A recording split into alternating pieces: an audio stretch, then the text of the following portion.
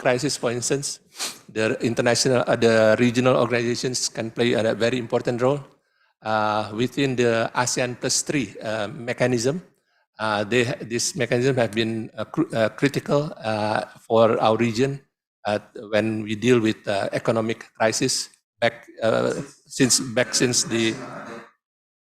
in 1997, when we are facing the ASEAN financial crisis and subsequent crisis as well, including the SARS pandemic in 2003 and so on and so forth. Within the ASEAN +3, for instance, we have the arrangement which we called the Chiang Mai Initiative Multilateralizations. It's a financial arrangement between the 10 ASEAN member states and the +3 countries, which refers to Japan, Korea, and China, to support one another in dealing with financial crisis. But like I said, in terms of health emergencies, the APT also played a crucial role back then during the SARS pandemic in the early 2000s, and also dealing with the food crisis. Within the APT, we have established what we call the ASEAN +3 emergency rice reserves, which have also been playing a crucial role during the recent pandemic, where there are some shortages of food due to the various restrictions and supply disruptions. So this is another examples on climate crisis within ASEAN. Just to see, we have also promote common actions to deal with the climate crisis. If you just look at the recent summit in September, there are various initiatives launched at the summit. For instance, like the ASEAN joint statement on climate change to the 20th COP, UNFCCC COP, the declaration on sustainable resilience to deal with the disaster risk, ASEAN strategy for carbon neutrality, the blue economy framework, and so on and so forth. So all this example is just to point out that regional organizations plays a very important role in terms of preventing crisis, anticipating a crisis, and also when crisis happens, to address those crises in the form of common response and common actions. The second point that I have mentioned earlier is the role of the international regional organization in fostering interregional and international cooperation. I think the ASEAN-EU is a prime example of this. In the realm of peace and security, both ASEAN and the EU plays a very critical role in the maintenance of peace and stability within their respective regions. In ASEAN, we know already that ASEAN has established a various ASEAN-led mechanism, from the East Asia Summit, the ASEAN Regional Forum, for instance, and the various ASEAN +1 mechanisms. These are all mechanisms that were established by ASEAN primarily to maintain peace and stability in our region through a direct dialogue on peace and security issues, and indirectly by promoting various common interests in the economic and socio-cultural sphere that hopefully can counterbalance any political or security adversity. Likewise, EU has also a similar role in Europe. And we, of course, recognize that any disruption on peace and stability within our respective regions have implications beyond our respective region. The situation in Europe due to the Ukraine crisis, for instance, have triggered at one point food and energy crisis that impact beyond Europe and affecting the ASEAN region as well. Likewise, here in Southeast Asia and the wider region of East Asia and in the Pacific, we do have also several hotspots. For instance, the situation in South China Sea, the Korean Peninsula, and of course, in a more larger framework, the deteriorating relations between US and China, and of course with Russia and as well. These are all the great challenges for the peace and stability in our region. And we have our own mechanism to deal with that in our respective region. And I think both organizations, EU and ASEAN, are very crucial for the maintenance of the peace and stability of our respective region. I think here the important point is that for each of us, of these regional organizations, to continue to support one another's efforts to maintain the peace and stability within our respective region. Of course, there's a limitation on how far ASEAN can influence the situation in Europe. Likewise, there's a certain limitation on what the EU can influence on what's happening within this part in our part of the world. But dialogue and support for one another will definitely go a long way. Within ASEAN, of course, in the ASEAN Regional Forum, EU is a member. So this is also a mechanism for EU to be engaged in the dialogue on the political and security situation in our region. Likewise, in other areas, ASEAN and EU have been working closely together in dealing with both economic issues and environmental issues, climate change issues.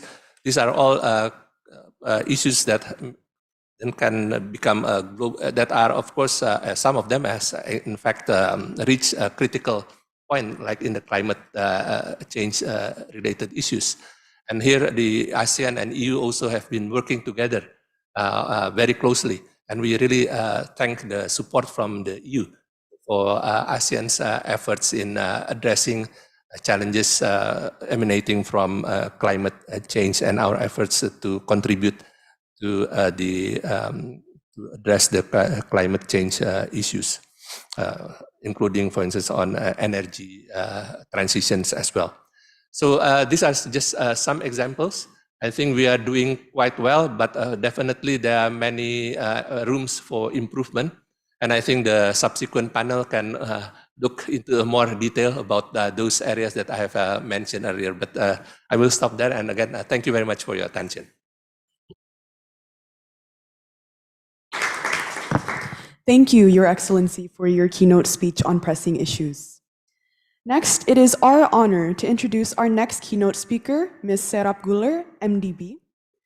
Upon graduation in Communication Studies and German Studies from the University of Duisburg-Essen, Ms. Güler worked as an advisor to State Minister for Generations, Family, Women, and Integration under Armin Laschet and State Minister of Health, Barbara Steffens. In 2012, she was elected to the State Parliament of North Rhine-Westphalia. She has been a member of the Federal Executive Board of the CDU in Germany since 2012 and a deputy party leader of the CDU Cologne since 2013. Following the 2017 state elections, Ms. Güler was appointed as State Secretary for Integration at the State Ministry for Children, Families, Refugees, and Integration in the cabinet of Minister-President Armin Laschet in the German state election in 2021. She entered the German Bundestag. She is a member of the Defense Committee and an alternate member of the Committee on the Interior and Homeland. She is also deputy chair of the study commission set up to investigate the entire period of German involvement in Afghanistan from 2001 and 2021, and to draw lessons for foreign and security policy in the future. I warmly welcome Ms. Serap Güler to deliver your keynote speech. Thank you.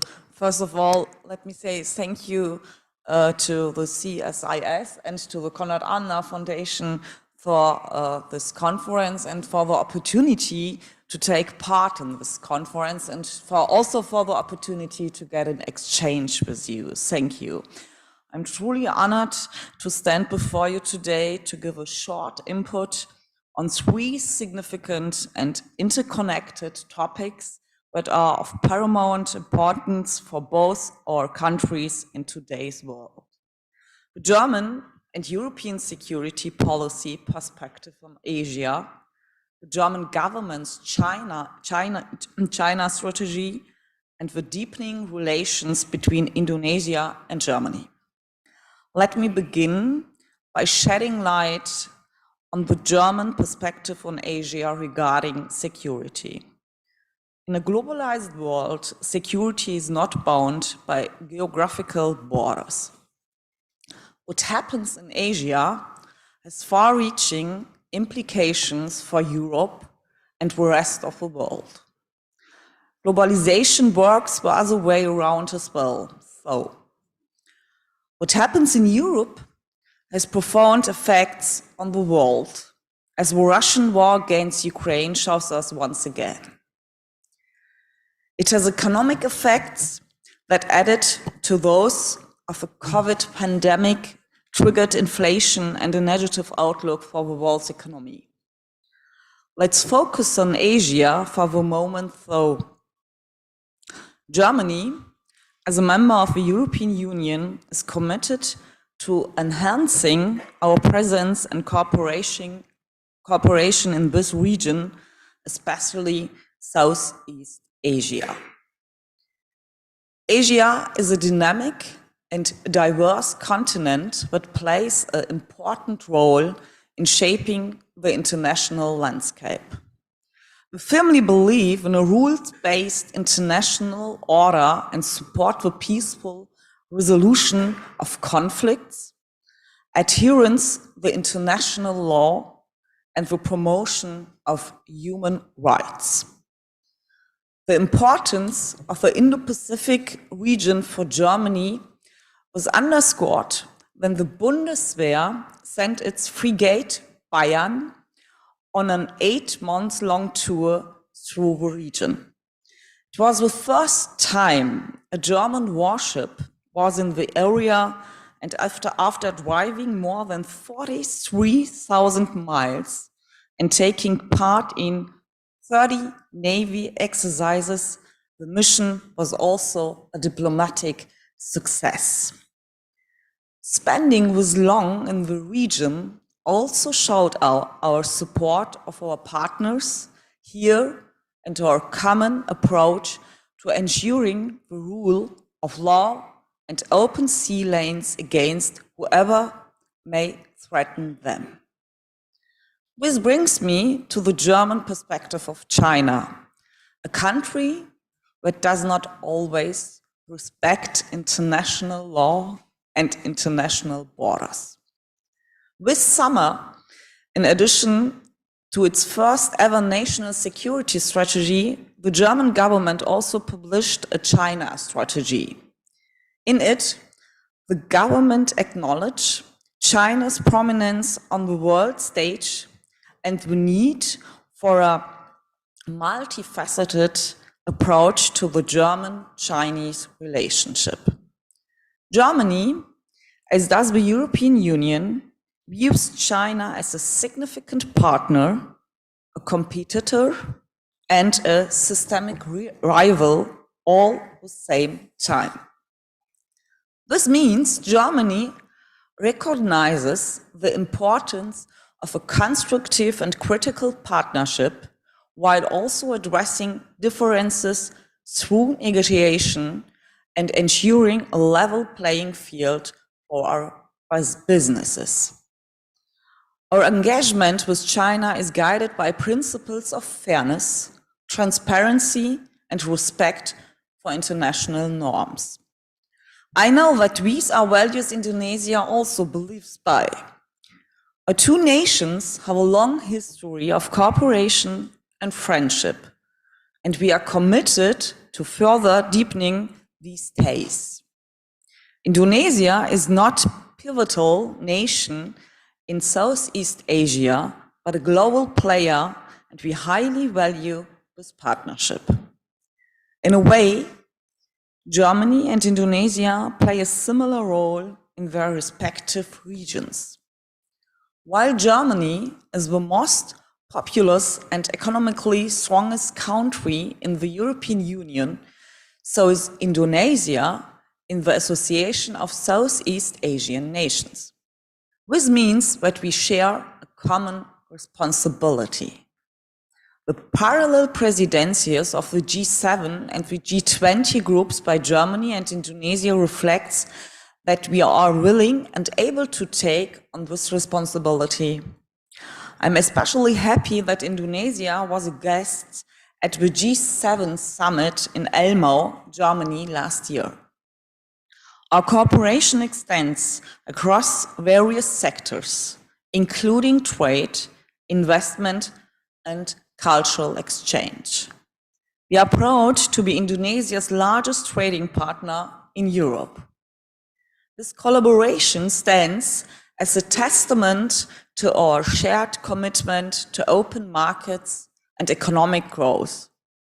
It will grow once of the negotiations on the Comprehensive Economic Partnership Agreement, the CEPA, between the European Union and Indonesia will be concluded, hopefully by the end of the year. But our relations go beyond economics. They encompass our shared values and common objectives in the global arena.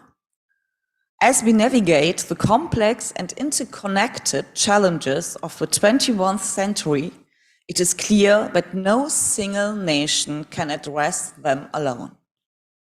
Our cooperation with Indonesia reflects our shared determination to tackle common global challenges such as climate change, the fight against terrorism, and the promotion of human rights. As I previously stated, Indonesia's pivotal role within the ASEAN community is not to be underestimated. We recognize the importance of this regional forum and are dedicated to engaging constructively in addressing common challenges, including climate change, cybersecurity, and regional conflicts. Together with Indonesia and our European partners, we are working towards regional solutions and contributing to a peaceful and prosperous Southeast Asia. As we move forward, let us keep in mind that in an increasingly interconnected world, collaboration and dialogue are key to addressing the challenges we faced.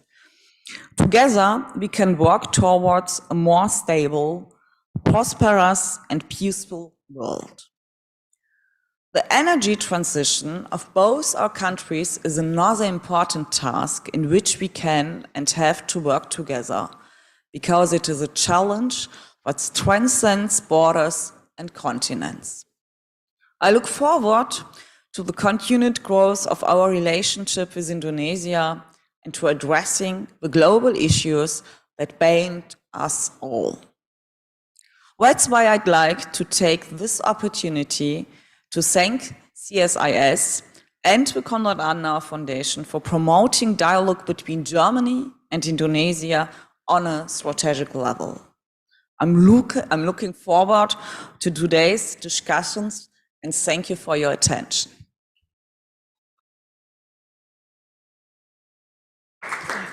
Thank you, Ms. Güler, for the keynote speech on valuable German relations. At the end of this opening session is a group photo, so I would like to invite all speakers and moderators to come to the front logo board to take a picture together. Please, all speakers and moderators, please move up to the front board so that we can take a picture.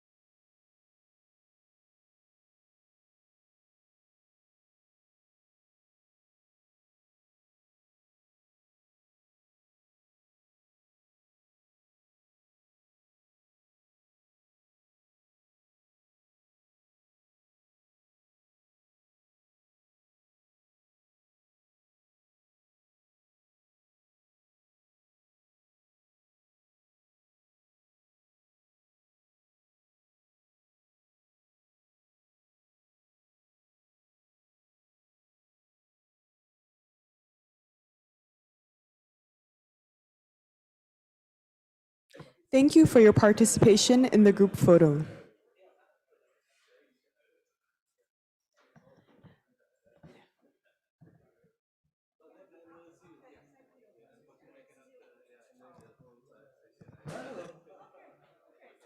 As we now transition to the first panel, may I please invite the keynote speakers as well as our hosts to come down and join the rest of the table. And I would now like to invite the members of our first panel to come up to the front. May I invite our moderator, Dr. Shafiah Muhibat, Deputy Executive Director for Research, CSIS Indonesia. May I also invite His Excellency I Gusti Agung Wesaka Puja, Executive Director of the ASEAN Institute for Peace and Reconciliation. Mr. Lukas Gajdos, Deputy Head of Mission, European Union Mission to ASEAN.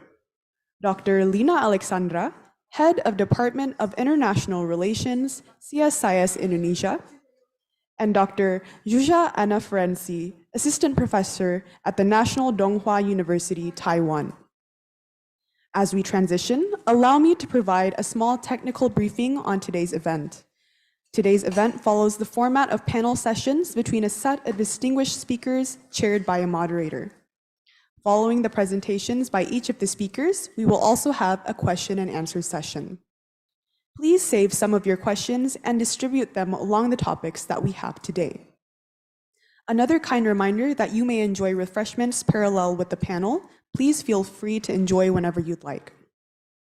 The next session seeks to start us off on crisis management capacity around geopolitical divides, role of ASEAN and European Union.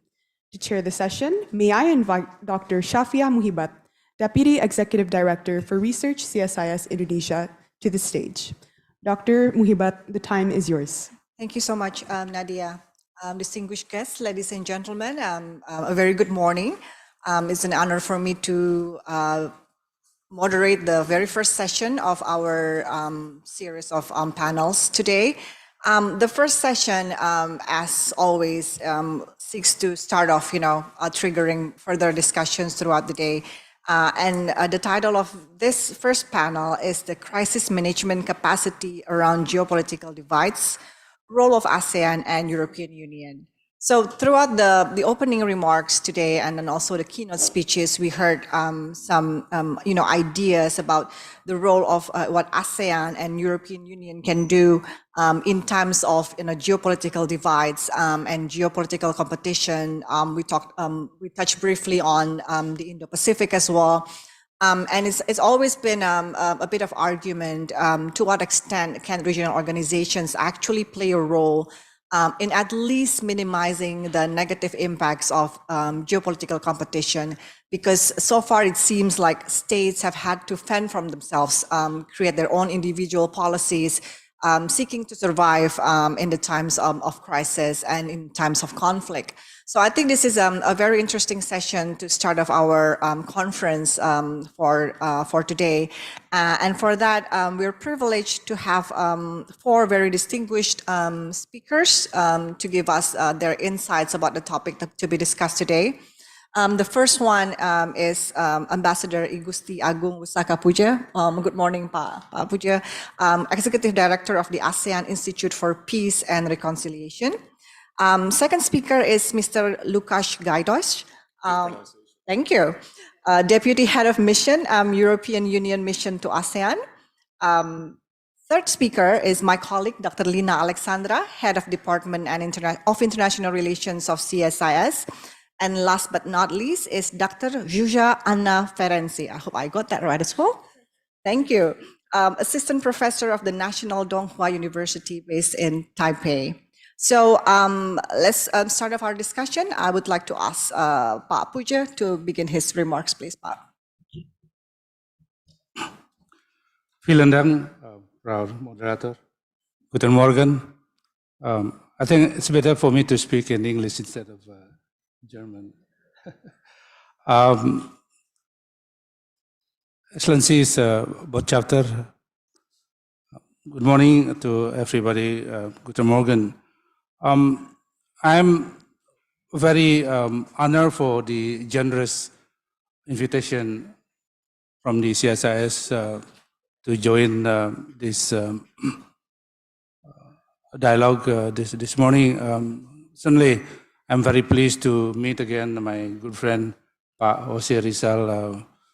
We are remembering our students' era last time in Geneva. Certainly, to meet everybody is in this very room. Well, I'm representing the ASEAN Institute for Peace and Reconciliations, the institution 1.5 under the ASEAN Charter, Annex 2.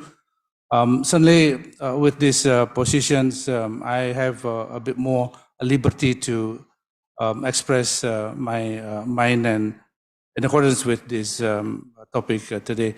Well, before I continue, I just would like to draw your attentions with regard to a very interesting data, and I invite you to look at the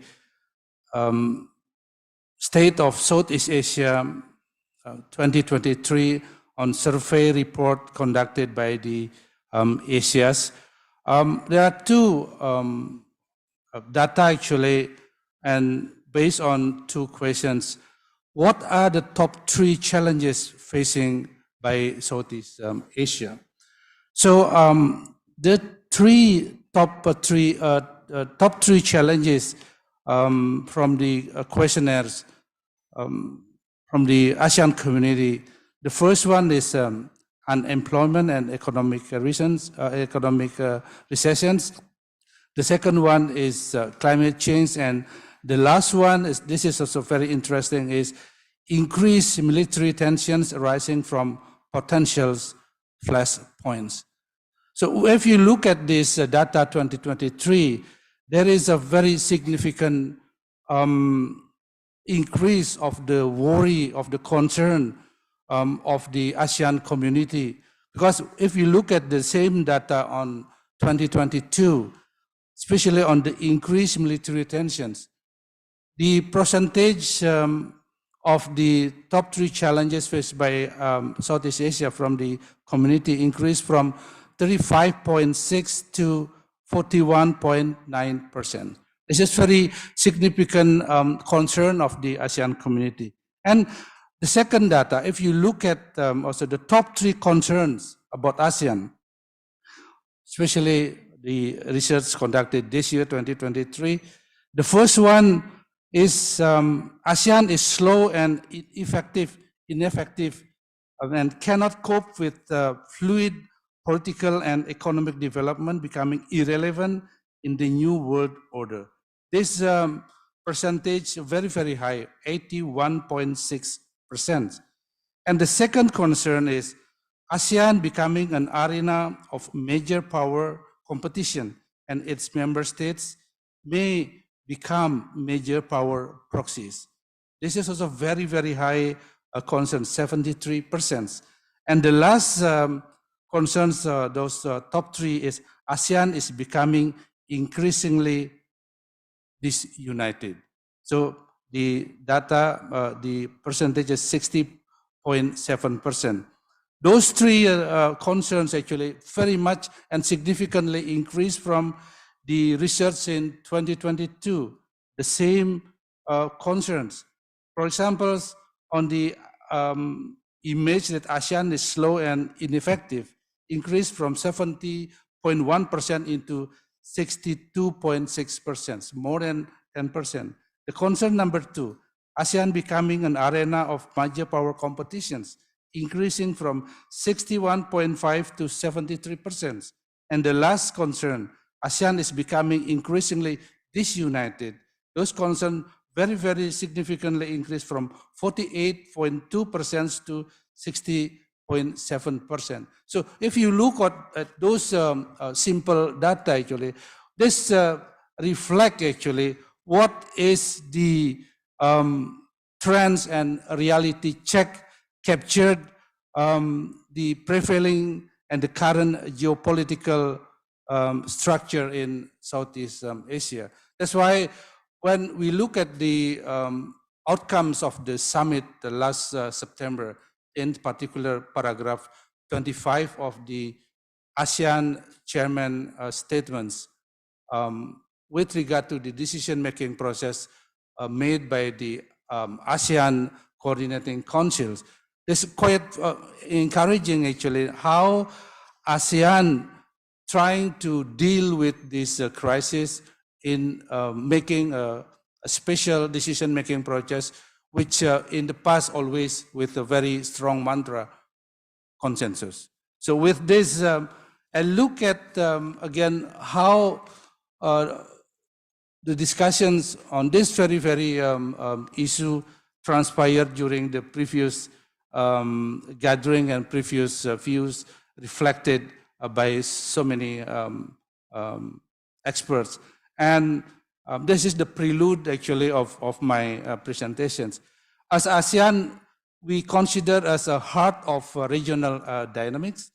Of course, ASEAN's functions is facilitating the creations of regional space for a regional process. This includes on the issue of democracy, human rights, good governance, peace, and how also to create and to strengthen the trust of the ASEAN community towards the institutions and towards the mechanism that ASEAN created in response in timely the situations in the regions.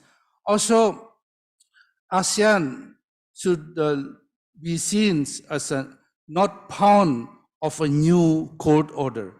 So there should be no battle of rivalries in the regions. That's what we look at. But the key challenges that we are facing actually still, as we are facing currently, the great powers, strategic rivalry, the cohesiveness and ASEAN solidarity, and also the limited military capacity. Of course, this is out of the blue helmet, the ASEAN military deployed for peacekeeping operations. So this actually, we look at the key challenges and how ASEAN mitigate those conflicts, and also to consider the power shifting in the regions. So ASEAN, I mean the ASEANization is very important also in this respect, because ASEAN helped to build and set institutional building with the spirit of positive activism. And as now you look and you see ASEAN as norm-based institutions now. And of course, ASEAN also created regional ecosystems to prevent new conflicts. And ASEAN produced norms which are followed by major powers. You look at the Treaty of Amity and Cooperation, you look at the Zone of Peace, Freedom and Neutrality. Those norm setting has been established by ASEAN, which are becoming or followed by even by the great powers in this respect. So also there was transpired in the previous discussion that how to power the future to enhance ASEAN centrality in this respect, because strengthening rules of the game is very important for ASEAN. And also very important, this is actually what my institute ASEAN Institute for Peace and Reconciliation is doing, how to invest in peace, stability towards shared identity. Because it's the understanding, if you do not guide the peace process, conflict will come back again. I think this happened in many peace processes with very strong agreement, but eventually failed, and then conflict be revisited again. Of course, there is no such a cash and carry approach in this respect, because ASEAN always based in principles a building block approach. This is of course including the leadership process and of course the institutional building process, and no one left behind. Of course, ASEAN shown their courage so far to continuously do reform, because reform in ASEAN is a key, and this includes the transformation of mindset and also the leadership. Then there was a discussion on the coalition of willing to face some crisis. So now I tell you something. Yesterday, I attended an ASEAN media forum attended by the current foreign minister, Retno, and the former foreign minister, Marty Natalegawa. It was very, very interesting discussion indeed, how ASEAN, in the midst of this crisis in Gaza and the pattern of voting in the United Nations General Assembly a couple of days ago, you know the pattern of the voting. And there was an impression that United Nations Security Council is in idle currently.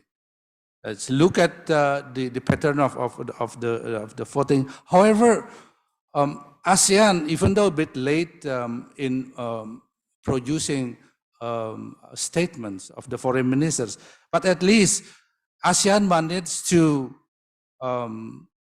issue foreign affairs statements to end violence and to open the humanitarian corridor. I think this is one of the decision-making process that you look at how ASEAN, even though they had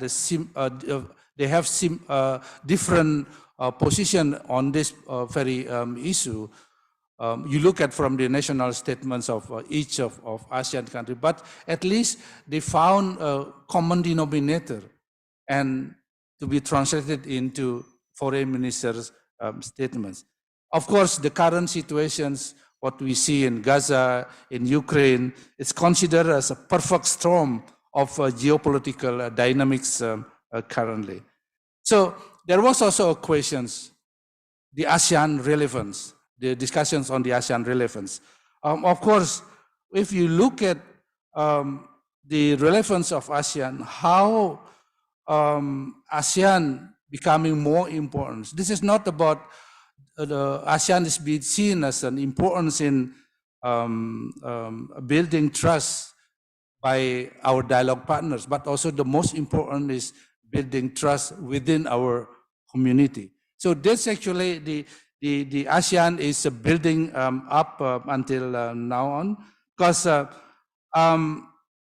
ASEAN actually trusts member states in appreciating and also in respecting their various mechanisms created in deal with those crises, including the institutions established by ASEAN leaders with regard to the ASEAN Peace and Reconciliation in 2012.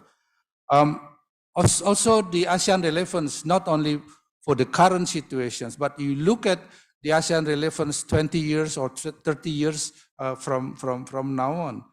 I believe you have seen the ASEAN capability to face the current and also future challenges. That's why the theme of the Indonesian chairmanships, ASEAN Matters, and also you look at the book of Pak Marty Natalegawa, also related to the ASEAN Matters. How many? 1 more minute. Oh, I still have 10 more pages. Well, of course, on the leadership process, also very, very important, because ASEAN should exhibit their wisdom and as a bridge builder in this respect. And how? Of course, the strengthening of decision-making process is very, very important. As I mentioned, paragraph 25 of the ASEAN chairman statements summit last September, very, very important, I believe, is a stepping stone to hopefully to create a more conducive way forward to make a decision-making process.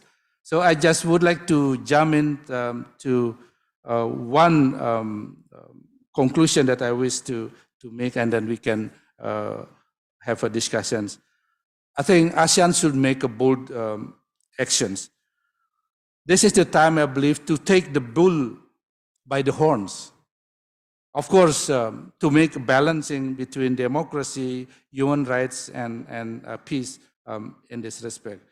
Pak Michael also mentioning about how we created a more honest dialogue and candid discussions with regard to the crisis that we are facing. So, on the role of the ASEAN Supervision Reconciliations in supporting the creation of establishment of peace culture in our region. So we will elaborate further due to the time limit that I have. So with this, Madam Moderator, over to you. Thank you so much. Thank you so much, Pak Puja. Very, very interesting and very insightful to start off our discussion. So next, Mr. Lukas. Thank you very much. Good morning to everyone. Let me just start by expressing my gratitude to Konrad-Adenauer-Stiftung and KAS-CSIS Indonesia for the opportunity to speak at this event, to Dr. Shafia Mohibat for moderating our panel, to my fellow co-panelists, Puja, Dr. Lina, and Dr. Zsuzsa. I'm quite struck by the fact that there are 3 people sitting on this panel who have a certain connection to the former Habsburg Empire, one way or another. Puja as the former ambassador of Indonesia to Austria, Dr. Zsuzsa as a Hungarian citizen, and myself as a Slovak citizen. But most importantly, I'm very grateful for the opportunity to speak on EU-ASEAN relations, because I think it doesn't happen often enough that we discuss EU and ASEAN. We may do so at political level, we have a lot of different dialogues, but when it comes to events such as this one, I think we're punching below our weight. So I'll try to fill in the void somehow. Now, I understand that I have only 10 to 12 minutes to speak about a rather complex issue. I'll try to stick to my time. And what I want to focus on, given the time restrictions, is the security element of the crisis management capacity of the European Union. Now, why is this? Because I firmly believe that a lot has happened in this particular field over the past couple of years. And yet, it is not so well known. I think many of you perceive the European Union as a trade bloc, and it is true. We are the largest free market area in the world. When we are combined, I would say we are the largest economy, etc., etc. But there's much more to the European Union than merely trade, and we have very much strengthened the security dimension of our cooperation over the past 2 years, and this is what I would like to introduce. Needless to say, I would also like to perhaps outline how this relates to EU-ASEAN cooperation, and I will not comment on the ASEAN element itself because that's for ASEAN speakers to do so, but I'll try to focus on the EU and the EU-ASEAN element. So there will be 3 interrelated topics that I will discuss. The first one is the common security and defense policy of the European Union. It's a sort of basic point of departure of how we approach security crises and management of security crises. Secondly, I'll introduce the EU Strategic Compass for Security and Defense, which is the latest significant development. And thirdly, I'll try to allude to how this refers to EU-ASEAN relations and what could we do as the European Union and ASEAN. Next slide, please. Okay, so let us start with the EU global strategy on foreign and security policy. But before we do so, just a word on the common security and defense policy. Now, DSG Tene said earlier that regional organizations have a role in anticipating and managing crises. And this is something that is firmly embedded in our DNA as the European Union. We have the 2009 Treaty of Lisbon, which contains very clear language on the common security and defense policy. It talks about how the European Union and its member states can develop a strategic culture of security and defense, how we can address conflicts and crises, and how we can do so together as a union, how we can protect the union, and how we can protect our citizens, strengthen international peace and security. And in other words, basically, the CSDP means that the EU has civilian, police, and military instruments available, which cover the full spectrum of crisis prevention, crisis management, and post-crisis rehabilitation. The way it's organized, we have the HRVP, the High Representative of the Union for Foreign Affairs and Security Policy, who's responsible for foreign policy, as well as for defense policy.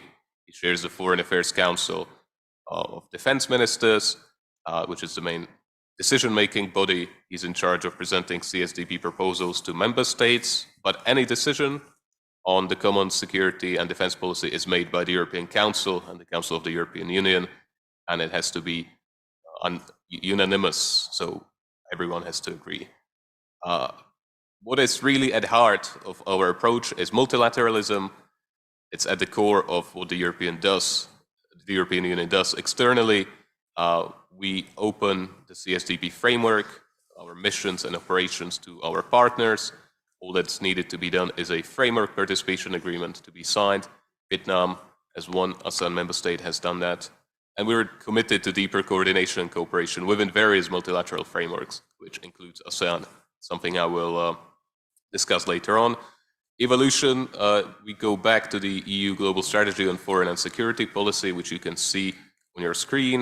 It had 5 concrete priorities: the security of the European Union, state and societal resilience to the east and south of the European Union, the development of an integrated approach to conflicts, cooperative regional orders, and global governance for the 21st century. At the same time, a European Defence Action Plan was presented and a European Defence Fund was funded. Next slide, please. So that's a slide on the European Defence Action Plan. Now, the toolbox of the common security and defense policy is very rich. I think we can go to the next slide, please. Yes. We have something called PESCO, which is a legal framework to jointly plan, develop, and invest in shared capability projects. We have a permanent command and control structure. We have the European Defence Fund, which promotes cooperation among companies and research actors of all sizes and geographic origin within the European Union. We have a civilian CSDP compact to strengthen the EU's capacity to deploy civil crisis management missions. And we have something called the European Peace Facility, which has played a very, very important role over the past few years in terms of supporting Ukraine in its brave struggle against Russia's war of aggression. Something close to 5 billion has been spent in this particular regard by the European Peace Facility, and the funding will be further increased by 2 billion. Now, what does this mean in action? I think we can go to the next slide. Oh, one more slide, please. Okay, this is what it means in action. So since 2003 and the first intervention of the European Union for our crisis management mechanism, we have launched 37 operations and missions on 3 continents. As of now, we have 21 ongoing CSDP missions. 12 of them are civilian, 9 are military, including 2 in the maritime domain. There are 4,000 EU military and civilian staff deployed abroad. And any decision for deployment to take place is either at the request of the partner country or based on a UN Security Council resolution. Next slide, please. So the EU Strategic Compass is the latest iteration of our policy. It was introduced in March 2022. Now, the timing is not accidental. As you know, this was merely days after Russia invaded Ukraine and started its unjustified war of aggression with very far-reaching consequences. There are 4 main fields in terms of concrete actions that we undertake under the Security Strategic Compass: act, secure, invest, and partner. We have been developing a rapid deployment capacity, regular live exercises, hybrid toolbox to bring together all the different instruments to prepare for hybrid threats, which is something that is, I think, very acute and timely. Focus on cyber defense, space strategy, next generation capabilities, investing more, reinforcing multilateral partnerships, including with ASEAN, boosting cooperation with bilateral partners. and developing tailored partnerships worldwide, including in Southeast Asia. Now, next slide, please. We're reaching the most relevant part of my presentation, which is about EU-ASEAN relations. So what does this mean? From where I'm sitting, I would say it means a number of things. Firstly, the EU is much more than a trading bloc. We're very proud to be the second largest source of foreign direct investment in Southeast Asia and the third largest trading partner of ASEAN. But at the same time, there's so much more that we can offer. We have some first-hand experience in launching and executing crisis management operations, and it's something we can share. I would say that our approach to security crisis is transparent and predictable. As you have seen, there's a very clear framework. It is sovereign, originating in our member states' own and collective decisions. It also contains various entry points for partners. Now, I would say that ASEAN is a logical partner to pair up with. ASEAN is a champion of multilateralism, as are we. And also, Puja referred to the ISIS State of Southeast Asia survey earlier on. Now, there's always a question that we're very proud of, has to do with hedging vis-a-vis great power rivalry, who's the most preferred partner of ASEAN, and the European Union has been identified as a key partner in this survey for the past few years, always topping the survey. So I would say that we can and we should do more in terms of security cooperation. What you see in front of you is a summary of everything we do with ASEAN, and the security dimension is somewhat underdeveloped.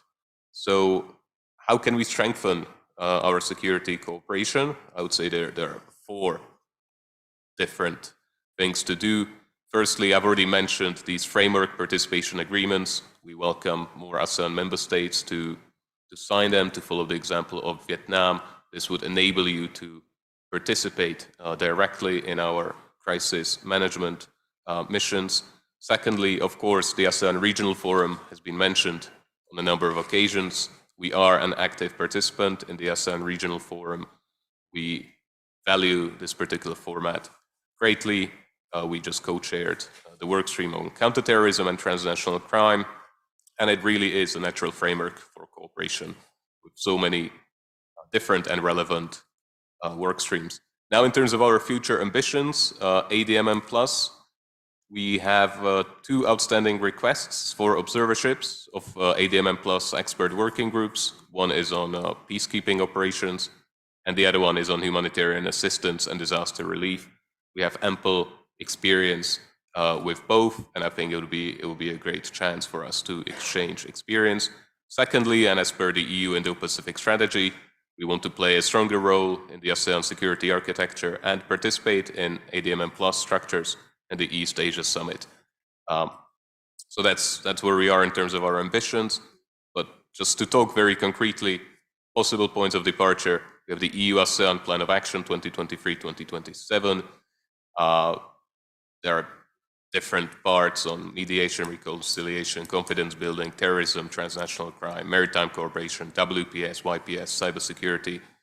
A lot of this is also echoed in the EU-ASEAN 2022 commemorative summit statement by our leaders.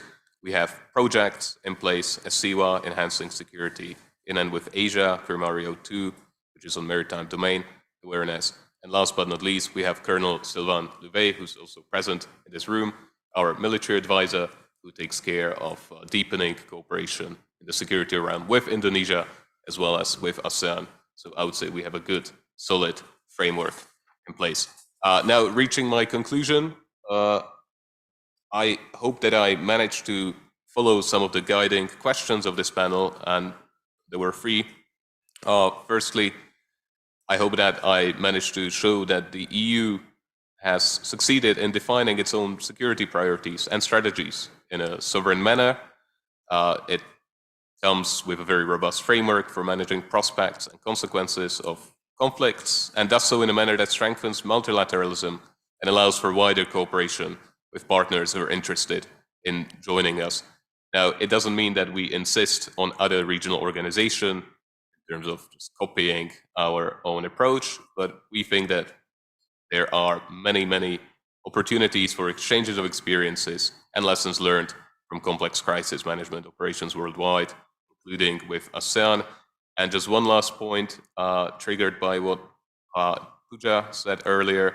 He said that regional organizations, in this particular case ASEAN, should not be a pawn of great power order, and I completely agree with that. I would say we should not underestimate the strength and resilience of regional organizations in terms of being able to identify and act upon our members and our people's interests.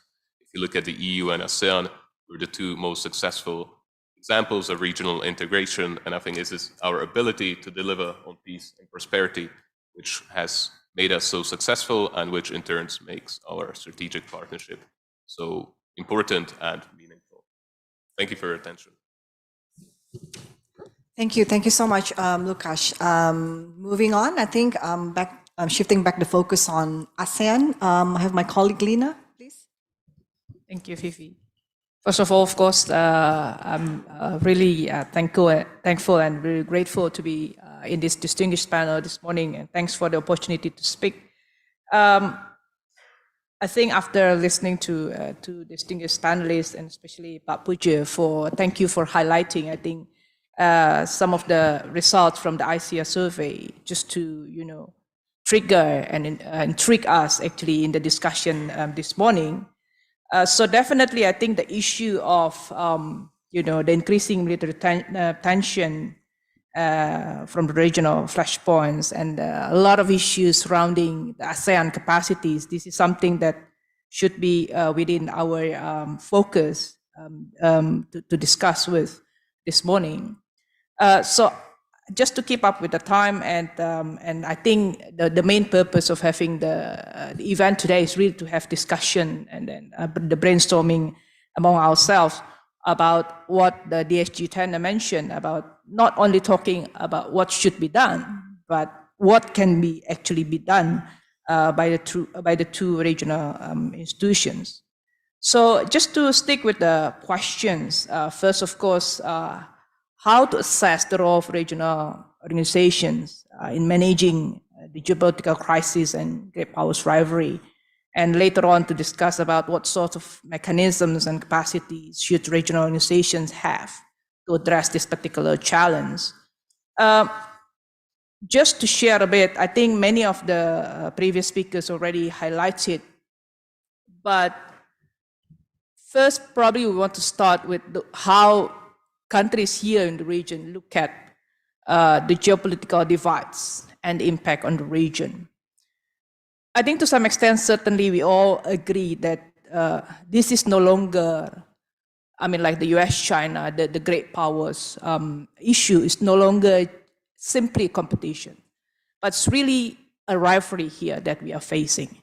And it is very an unhealthy competition to the extent that many has already coined it as a new Cold War. Although we can always debate whether it is truly a new Cold War or not, because at least in my perspective, it has actually go beyond the Cold War that we used to have before. Now we have multifaceted challenges. We have multi-front challenges in terms of the rivalry itself, which certainly really concern us very much. And in this region, we really feel the regional divide, whereas many as countries in the region are truly actually being dragged into the either side of the polar, if you want to say polar or the sides. It's basically countries are already being dragged into choosing either sides, and countries in the regions really feel the tension. For example, it has started for, I think, even more than a decade in terms of the trade war and the political tension. The disruption into global supply chain, which actually make things even worse because we have just recovered from the pandemic itself. We are still in the first years of the post-pandemic world. And we are already overstretched by so many conflicts in the region, and then so many policies that actually, really disadvantaged countries, smaller countries, with the reshoring, friendshoring policies, and so on and so forth, that really, stretch countries really to different sides. While we, as countries in the region, we really need, actually the technological supply as we try to catch up with our technological gap, as well as, the problems with our food and energy security. And of course, we are already not really watching from afar, but we are actually in the midst of the arms race and how countries, the great powers, they are trying to flexing the muscles in the hotspots areas, as mentioned by the speakers earlier. And also in terms of the policies, we are watching, in terms of promoting multilateralism, as mentioned by the previous speaker, in terms of the rhetoric, still, supporting the multilateralism. But the reality that we are seeing is actually more and more and more unilateralism initiatives proposed by the great powers, which again, force countries in the middle to choose side. And what we are really worrying, I think everything that comes out now into our eyes is always being framed with this geopolitical rivalry.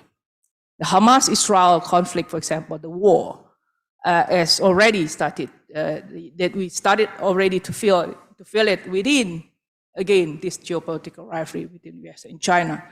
And that actually, feed into the intensifying rivalry itself.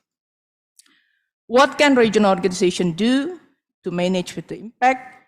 I think with the survey, the result of the survey itself, that really tells us that the problem of the slow and ineffective ASEAN, the fact that ASEAN is increasingly disunited, and that really tells us that as a regional organization, ASEAN does have a limited leverage and capacities, unfortunately.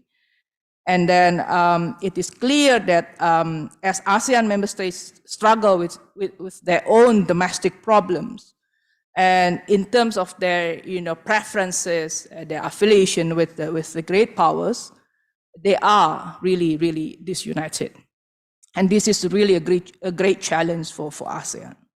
And more, as countries are grappling, on how to survive in the post-pandemic world and amidst this geopolitical rivalry, more and more countries in the region are much more self-interest and inward-looking, I must say, as they justify themselves that they need to really protect their economy, their people, and so on and so forth. So, there's a big question on how actually the regional organization can really build the so-called regional resilience to protect the region from being, torn down by this great powers rivalry. I will go back to that particular point later on. And in terms of the regional organizations' capacities, of course, DSG Tene mentioned earlier to really look at what ASEAN already has. And when we say about this, we always say we want to look to the past, right, about what ASEAN has. And we all know that ASEAN was born in the context of the Cold War. And there you see a series of initiatives. Again, the DSG Tene already mentioned earlier. We have, and also Puja definitely mentioned about, we do have the Treaty of Amity Cooperation, born in 1976. And before that, in 1971, ASEAN actually launched the so-called Zone of Peace, Freedom, and Neutrality Declaration to really emphasize that this region, at that time, ASEAN still the 5 countries, the 5 original countries, that this region want to be free and neutral in the context of the Cold War. And fast forward to 2003, then we have the Bali Concord II with ASEAN community. That ASEAN declares itself that it wants to become a community, which is many debated at that time, of course, whether we are actually seeking to become the European Union. But as we go through now, definitely it's a very two different entities that we are trying to create actually here in ASEAN. And later on in 2011, we have the Bali Concord 3, which trying to put the ASEAN community in the global arena, in the global community of nations. But what I want to highlight is ASEAN does have this. And our problem is really that we only look to the past. We don't really have much ideas, on how to revitalize what we already have from the past. How we can really, when we talk about Treaty of Amity and Cooperation, we have to be honest that, of course, more and more countries trying to accede to this Treaty of Amity and Cooperation. But why we are seeing more and more conflicts, more and more countries trying to resolve their crisis or tension, not through amity and cooperation? So what I'm afraid is really, it is only, being used simply as a prerequisite to become ASEAN dialogue partners. So it's just ticking the box, basically, but not really mean it when when countries that actually accede to the TAC, that they really mean it, that they want to resolve problems through amity and cooperation. So that's the biggest issue, I think. Toward the almost the last questions before we come up with what can we do, can actually third nations play the role to mitigate the tension and minimize the gap? Puja mentioned about ASEAN centrality, and this is certainly the highest expectation about what ASEAN can do. And DSG Tene mentioned that ASEAN has managed to provide the platforms, through different ASEAN-led initiatives and so on and so forth. The fact that ASEAN has played the role as the norm initiator, the norm promoters, the norm setter, whatever you want to say it, yes, it's been there, with the initiatives that I just mentioned earlier. But then if we do a reality check, to what extent these expectations can be actually achieved, right? Because we know there's a lot of problems with ASEAN unity and cohesiveness inside. ASEAN is really struggling with its own intra-regional issues, more and more differences among the ASEAN member states in terms of on how they coordinate themselves, on how they maintain the cohesiveness to express their common position toward the global issues, right? In the issue of South China Sea, definitely, different countries that have different positions on this. And also, I think the point that ASEAN is very much drifted toward a more pragmatic approach rather than more values or norm-driven. Puja definitely correct when mentioning about how about what is actually ASEAN's role now in promoting democracy, because we do now, there is maybe I would use the very strong words. It's a kind of democracy backlash here in the region, to be frank.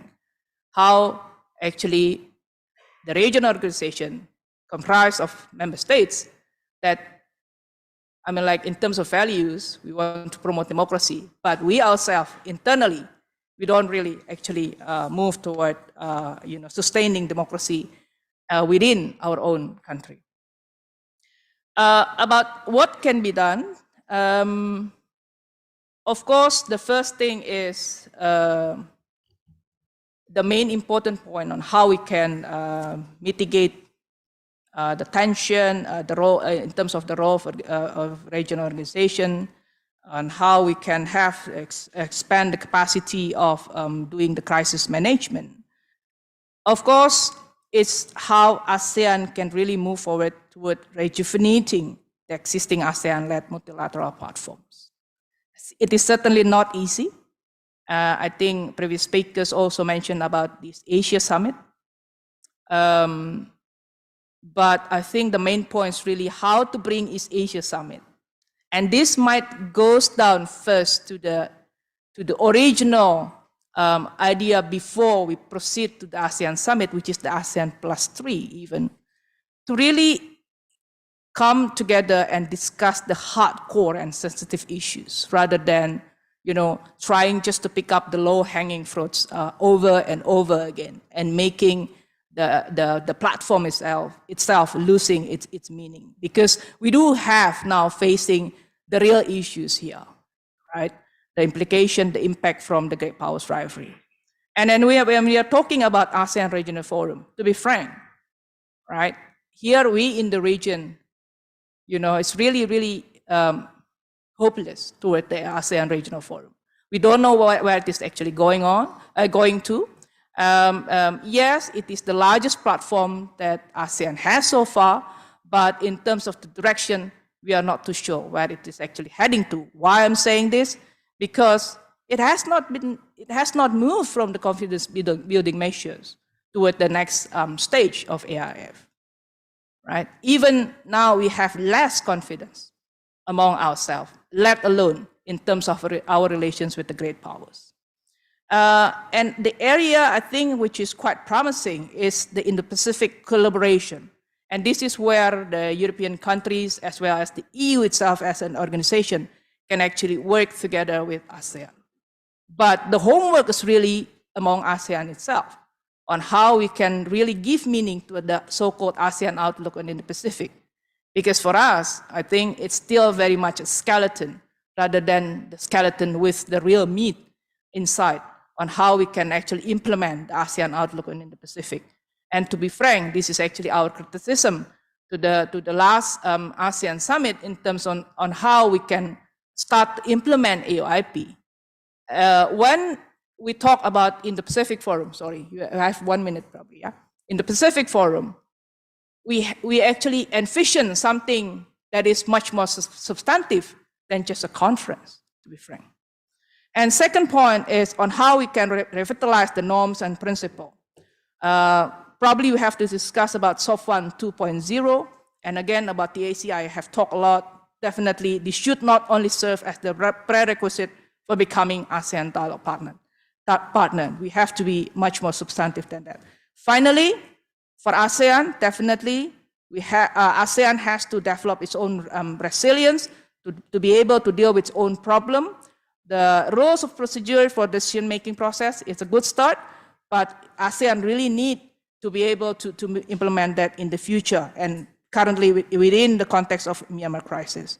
And I think the support from other regional organizations here as the European Union to extend knowledge sharing as part of the capacity building for ASEAN to be able to do the conflict prevention mediation. I think this is something that ASEANs really need. Sorry, I take too much time, but thank you so much, Vivi. Thank you so much, Lina. Last but not least, Zsuzsa.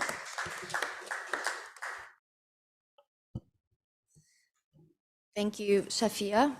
And thank you to the organizers, to the host for having us here. And I'm very honored to join such a distinguished panel. And as I speak at the end of the panel, it also gives me the possibility to sort of comment to some of the points that were made. So as it was mentioned, I am based in Taiwan since 2020.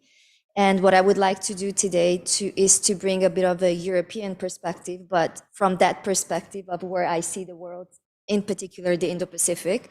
And also into a little bit of background to that is also that I have spent 12 years working in the European Parliament, which also gave me the opportunity to sort of get an inside view of how really things are done or not done within the institutions. So I would also like to do this in light of Russia's invasion of Ukraine, because I believe that this has been the most recent and most significant development in our region, but also globally, that really shapes EU-ASEAN and their identities as regional organizations, which brings into question, I think, the concept of agency, which Lina and also Ambassador Puja to some extent mentioned. So To put forward my main argument, I would say that as the EU and ASEAN remain stuck in the middle of US-China power rivalry, Russia's renewed aggression against Ukraine and China's support to Russia, so these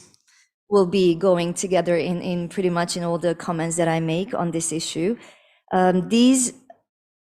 So the Russia-China strategic cooperation has shaped EU agency to act as a regional organization that looks out for the collective interest of its members, and also that the Russia-China strategic alignment has also exposed ASEAN's vulnerabilities. And going forward, dealing with the China factor remains, I believe, a key factor to how ASEAN can exercise its own agency. So, I mean, as I said, I am based in Taiwan, so the China factor will be quite central. But I just put that forward. Also, I think that should not be a surprise speaking about the region when it comes to the Indo-Pacific from a European perspective. And I think Ms. Güler already talked about the German approach to China, but also I think this gives us an opportunity to place that in the larger European context. So to do that, to sort of highlight my argument and also to finish on the larger argument, which is that going forward, I believe that the EU needs to reconceptualize its approach to Southeast Asia or to the developing world, which is often referred to as the global South, but I personally prefer to avoid that concept. So I will be referring to developing countries or emerging economies as you wish. And so I would like to do two things: to discuss the great power rivalry in this context, as Lina already did, but I will try to bring some additional elements, and also to cover how the EU has responded, is responding. So Lina, you also said what should we do, what can be done, but I think we can add what is being already done, because I think that we often forget to highlight what is already being done. And I mean, Lukas already spoke in detail about the European security dimension, but I think that's an important aspect. And also to see how ASEAN as a regional organization can position itself. So on the first point, how do the EU and ASEAN navigate the great power rivalry, and how can they exercise agency, and where does the China factor fit in? So I would argue that the Russian aggression and China's support to Russia have empowered the EU to exercise agency both vis-à-vis Russia and China, and also to strengthen its focus towards the region, towards the Indo-Pacific. So I think looking at how this rhetorical alignment and also mutual support has played out in the EU, of course, it has manifested itself in particular in the information space. So we could observe Chinese state-owned, state-funded, but also state and non-state actor really amplify the Russian narrative when it comes to denying European Union agency, but also Ukraine's own agency to act, and promoting the discourse that Ukraine is only the battleground between great powers, and that Europe or Ukraine have no agency. And I think this, if we apply to where I look at this in Taiwan, I see China in particular seeking to do a similar thing when they deny Taiwan's own agency in promoting or in trying to internationalize Taiwan itself. So I think this alignment, I would say, or strategic cooperation between Russia and China has really empowered, as I said, the European Union's identity as a regional organization, but I'm also being very mindful that this is a momentum that we've seen now in light of what we are a year and a half or more following the aggression. We see a momentum last, but I am not suggesting that this momentum also applies to how we deal with China as an important partner. So I believe going forward, this is going to remain a challenge because, as it was said, we face this dilemma of how do we deal with the United States on one hand and with China. And I think I would echo that, Lina, you spoke of a fear in among ASEAN members, and I think definitely there's a fear among European countries in how do we navigate our relationship with China, because we have established that we have this three-dimensional relationship, which we look at China as a negotiating partner, as a cooperation partner, but also as a systemic rival. And I believe in light of the past 2 years, but also in light of China's assertive behavior in the region, but also something that has also been felt inside the European Union, speaking of economic coercion and elements that really support China's or Beijing's, I would say, agenda in increasing its influence. I think in response to that, we have come up with defensive tools. And I think that includes, as I mentioned, coercion, economic coercion, that includes an anti-coercion instrument. So adding on to hardcore or perhaps defense and security, we have the economic security concept that is extremely high on our agenda in Europe. And I think that really has the buy-in of all member states, in particular, since we've seen Beijing use economic coercion against Lithuania in response to Lithuania's decision to step away from the 16+1 framework, which brought together 11 Central Eastern European countries with 5 countries in the Western Balkans, which are not actually EU member states, and China. And so in response to that, as you know, the response from China was to use economic coercion against Lithuania, which impacted also intra-European trade. So these were really important episodes, I would say, in our relationship with China that really shapes how we look at the Indo-Pacific and how we are aware of the role that we play in partnership with countries in the region. So the de-risking strategy that you're all familiar with, that I'm not going to go into detail, but as you know, it does talk about economic and political de-risking, and it also talks about strengthening friendships or partnerships with countries, like-minded countries in the region. And Lukas, you also talked about partnerships in the context of the strategic compass. So this partnership idea is at the heart of the Indo-Pacific strategy. And I think Taiwan, you know, it is definitely highlighted as a country, Taiwan is highlighted as a partner that we intend to strengthen cooperation with, but in the context of the region. So ASEAN centrality is expresses verbis in the strategy, and I think that also highlights a real, and I would say, a tangible awareness in the European context that we need to rethink how we deal with China. And again, I put this, I'm very aware that perceptions of China as a partner, as a rival, are very diverse, not just in the region, but I believe already in this room. So I'm very mindful of that, but I think that's why we're having this conversation, that we can be open and as concrete as possible. And I think it's very important that we understand each other's position, because I think this is one of the challenges that we have in strengthening our partnerships with like-minded partners, that we have to understand that we have very different perceptions. And I think what would bring us together is to look at concrete areas of cooperation and areas that really help mutual understanding. And perhaps this sounds cliche or overdone, but I think it really remains unaddressed. And I think that it would help mutual awareness to really try to identify those areas. I mean, security, economic security are such areas. Of course, when I say economic security, I mean diversification and looking at areas where the EU as a regional entity and ASEAN members, and also ASEAN as a regional entity, can really find ways to strengthen resilience. And again, I always add, it's not just economic resilience, but democratic resilience.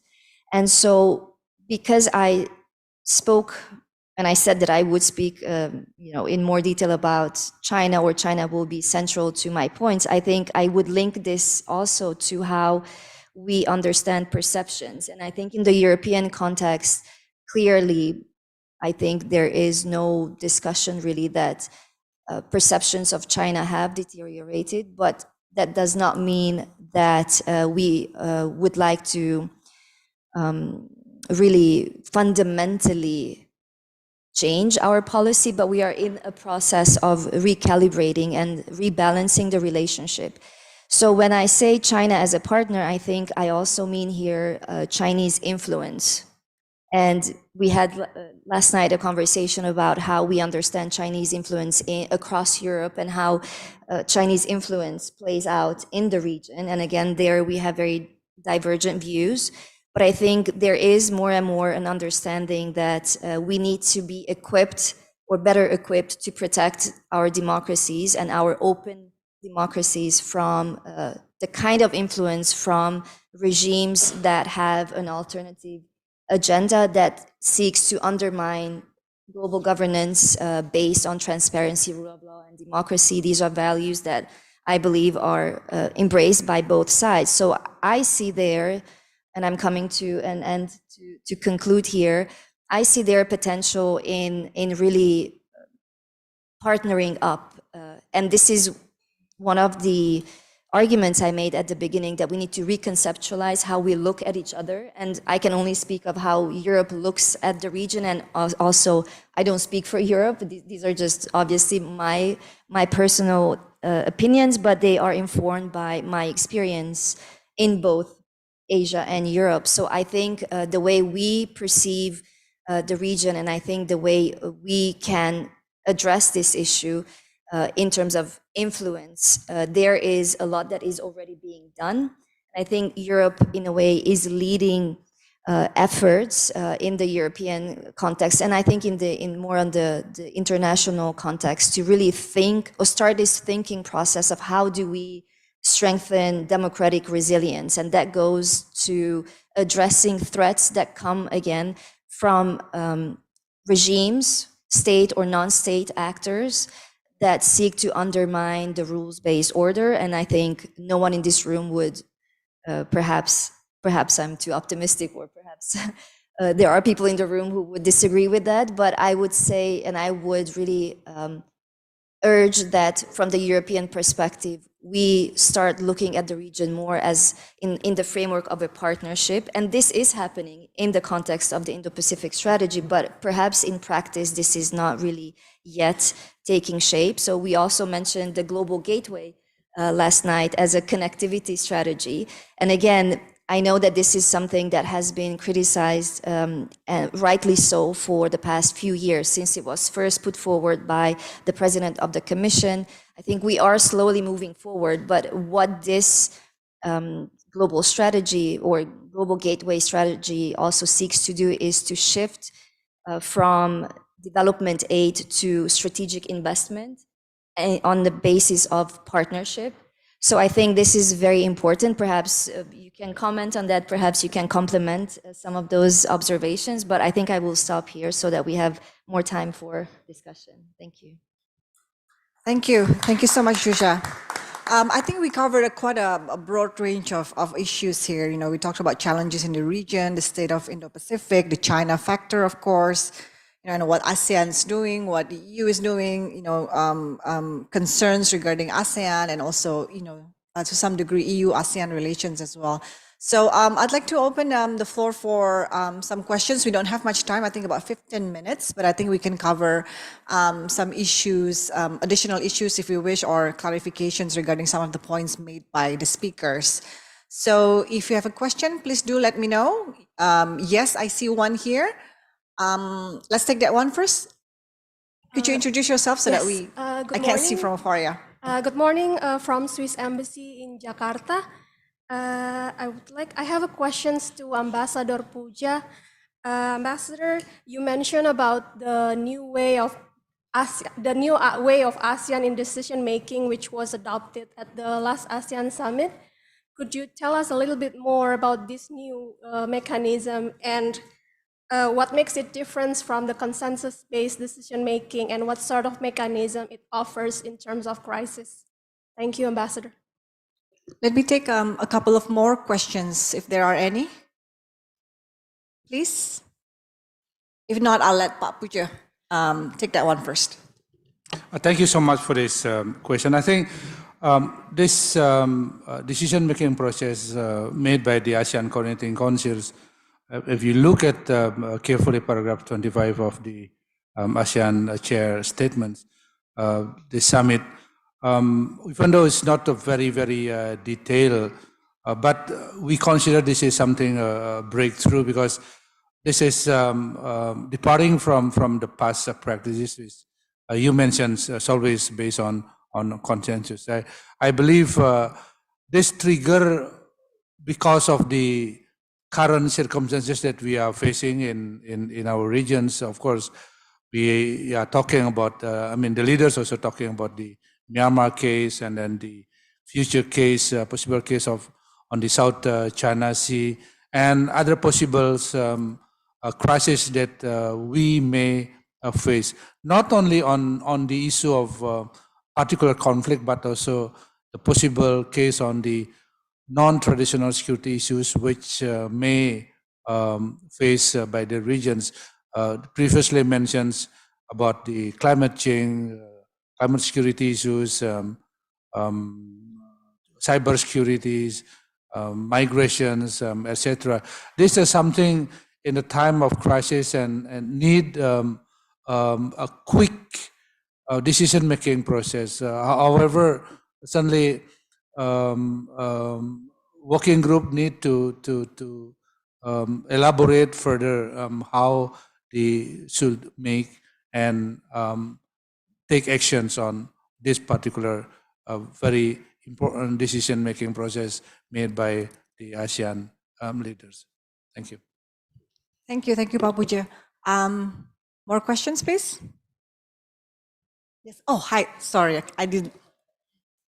My mistake. Please, Denis. Thank you. So, I would just follow up on the first question on your answer, Mr. Ambassador.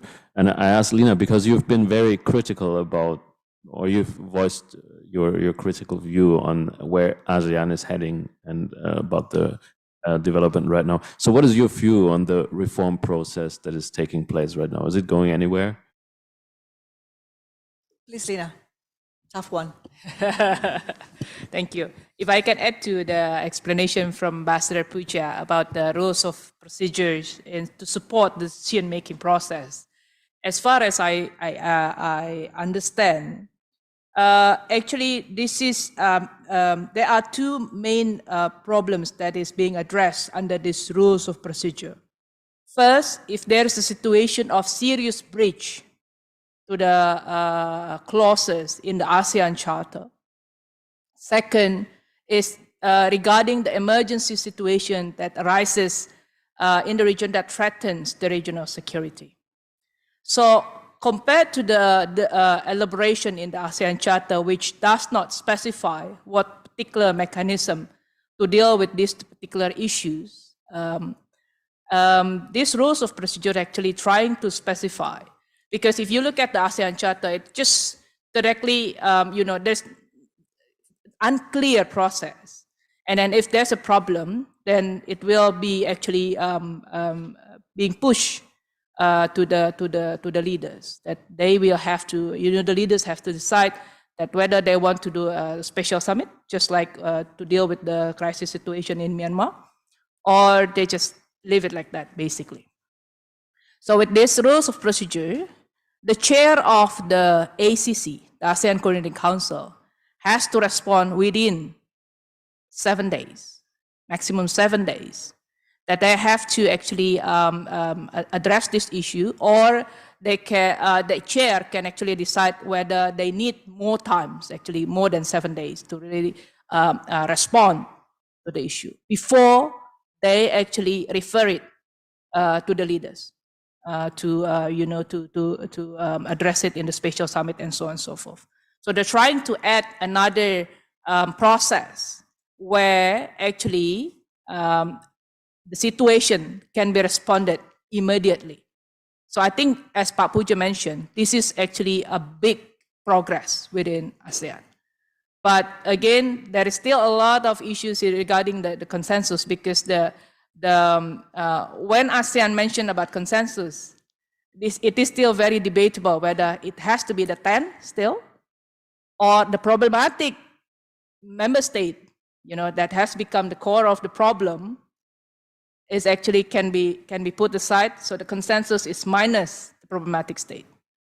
So there's still a lot of question whether there's still another round of negotiation and debate whether how to actually define the consensus, because the word consensus is still very much in the document itself, in the rules of procedure. About the ASEAN reform part, Denis, I think as we learn about the rules of procedure, which is actually the main progress, because the idea is, in the beginning, we know that the ASEAN, the high-level task force, has just been tasked to actually craft or formulate the post-2025 vision. But then Indonesia in particular actually proposed to look at, because it is already time now to really review the ASEAN Charter. It has been 15 years after the ASEAN Charter is established, and there is no, because it has to be reviewed actually every 5 years, as we all know, but there is no process to review whatsoever, even until now. So it is actually very, very timely, and Indonesia is trying to propose that, and Indonesia has managed to the members of the high-level task force to actually discuss about this. Although the idea to review ASEAN Charter itself has been dropped. Nobody wants to review it for different reasons. Some actually say, okay, we want to review this, and some actually saying, no, we can't review that particular part, especially the decision-making process, for example. But some others argue actually, if we review, okay, we agree to the term of reviewing, but we disagree on which parts actually we want to review. Because if you touch the part that need not to be reviewed, then you open the Pandora box. You change something that need not to be changed, right? So you create another problem with that. So how to say? I think there is a glimmer of hope, of course, but again, it really depends on how ASEAN member states can really, work cohesively and sharing the same vision on how we can revitalize ASEAN. First, of course, to have the sense of urgency first, that as the survey just showed, a lot, very high concern in the issue, regarding the issue of a slow and ineffective ASEAN, right? If ASEAN member states really share that particular concern, I think there is a hope with the reform. If not, and ASEAN member states is moving toward their own direction, championing their own interests on top of the regional interests, most of the time, of course, every country must pursue their own interests, but if they're doing it simply for their own interests and disregard the regional interests, it is very, very hard. So that's why I think it's still going on, of course, the issue on how ASEAN can really strengthen its capacities and institutional mechanisms. A lot of questions regarding the ASEAN transformation, for example, from ASEAN Secretariat into ASEAN headquarters. A lot of questions on how ASEAN can actually reform even its budget, for example, to be able to sustain its own initiatives. So, and more importantly, really, despite that ASEAN now has already adopted the so-called rules of procedure, but on how ASEAN, to what extent ASEAN's really will use that particular rules of procedure to deal with their own problem, that's still a big question mark. Because the fact that there is a rules procedure, just like ASEAN already has the so-called High Council, a lot of certain ways on how to settle the dispute, for example, but without the political willingness to use that particular mechanism, including the rules of procedure, I mean, like, there will be no hope, to be frank. And we all know the testing water is really the Myanmar crisis. If ASEAN can really deal with this, and that will create the precedent. I mean, like, the rules of procedure itself, to be frank, that started because there is this crisis in Myanmar. So ASEAN really think on how we can actually deal with that particular problem. So on how ASEAN can deal. Sorry about that. Sorry. It's fine. It's fine. We have a few minutes left, so I think we'll just continue a little bit from our discussion here about, basically we're talking about ASEAN reform. This is basically an effort from, ASEAN to stay relevant, with higher demand, more challenges for regional organizations with the current geopolitical developments. So I'm going to turn this similar question to both Lukas and Zsuzsa, I think, to round up our discussion. Is there, this demand for reform for regional organizations due to the current, to staying relevant basically on the current challenges?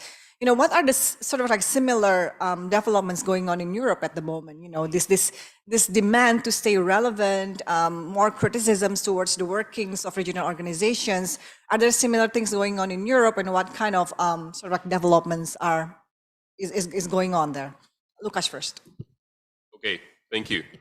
Well, I'm not a scholar of European Union studies or European Union's history, but I would say that ever since my own country joined the European Union, which was on May the 1st, 2004, some like to say that the EU has been in a constant state of crisis.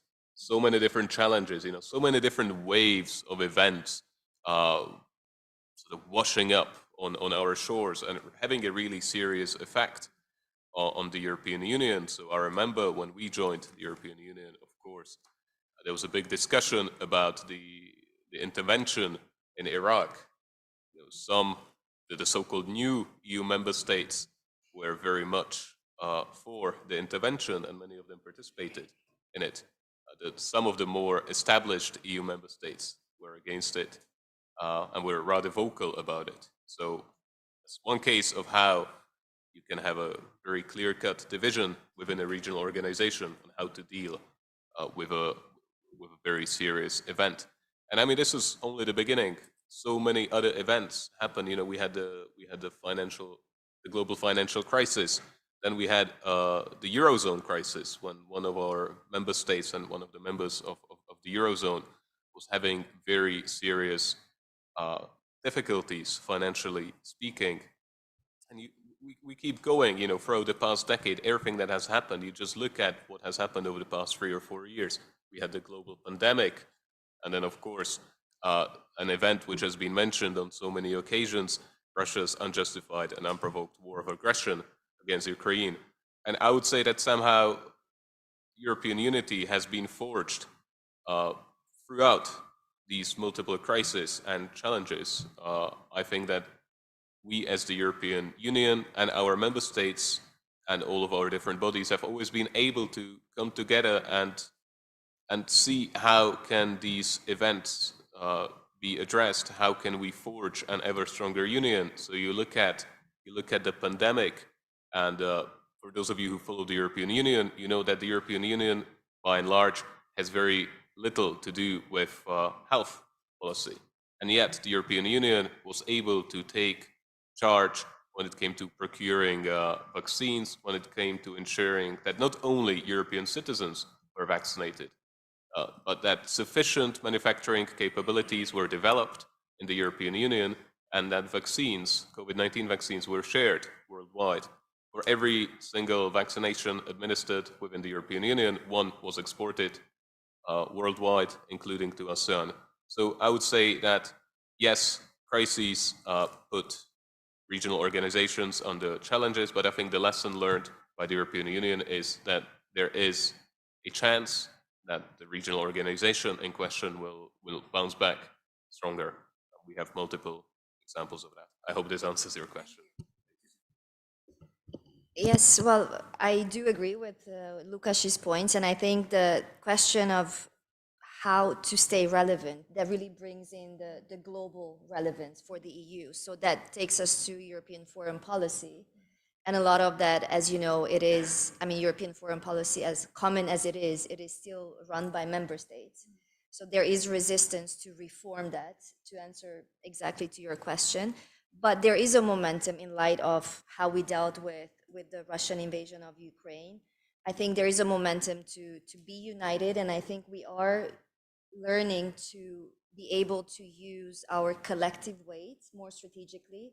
But that takes us back to the question of trade, because that's where our weight really lies. So we have to, or I think we are in the process of rethinking how we trade, and that's why it was inevitable for me to talk at length about China, really, because China is an important partner, but it's been a very imbalanced and asymmetrical kind of trade relationship. So I think the economic security and the support of member states for economic security is, I would say, evidence of our new thinking to reform the way we act geopolitically. I mean, immediately after the invasion of Ukraine, the EU High Representative made this statement, and several times after that, we just witnessed the birth of a geopolitical union. I mean, these are words, and I wouldn't take this as something that is a done deal. We are still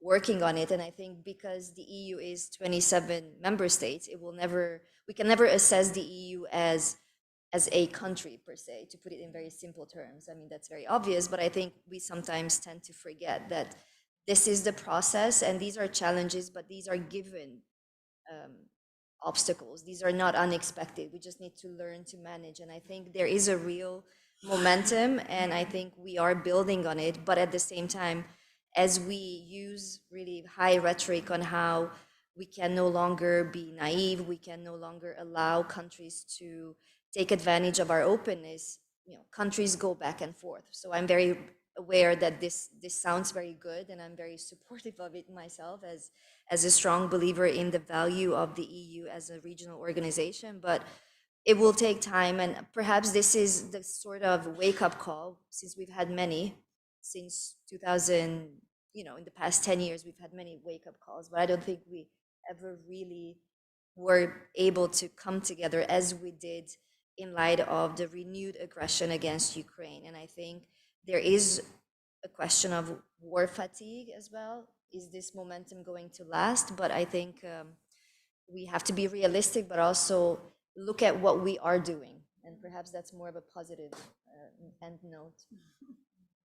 Thank you so much. I think Zsuzsa's last point on momentum, economic security, and trade, I think it's a good bridge for the next panel, in which I think we can continue this discussion. But I think we've come to an end of this panel, and I'd like to ask everyone to join me in thanking the fantastic 4 panelists that have given us their insights and wisdom. Thank you so much. I hand back to the moderator, to the host. Thank you so much for your efforts, Dr. Muhibat, and also the speakers of the first panel. I invite our moderator and speakers of the first panel to come down and join the rest of the table.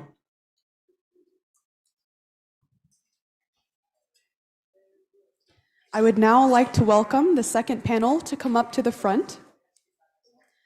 For the second panel on lessons in trade diversification from Europe and Southeast Asia, I invite our moderator, Dr. Widi Mugijayani, Senior Expert for Trade and Investment, Arise Plus Indonesia Program.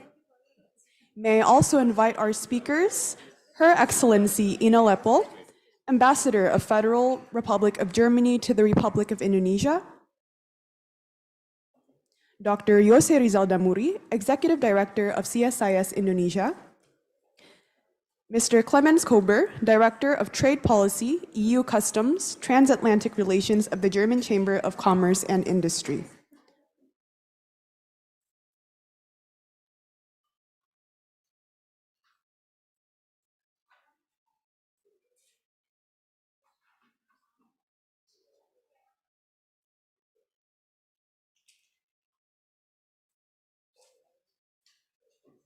While we wait for the next panel session to be settled, I would like to give a kind reminder that all participants can enjoy the refreshments that we have outside parallel to the sessions.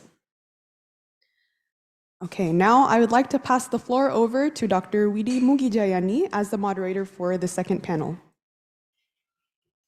Thank you, Nadia.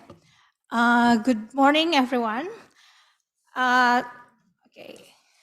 After we listen for the first session about geopolitical, and this panel discussion is about trade, in particular lesson in the trade diversification from Europe and Southeast Asia.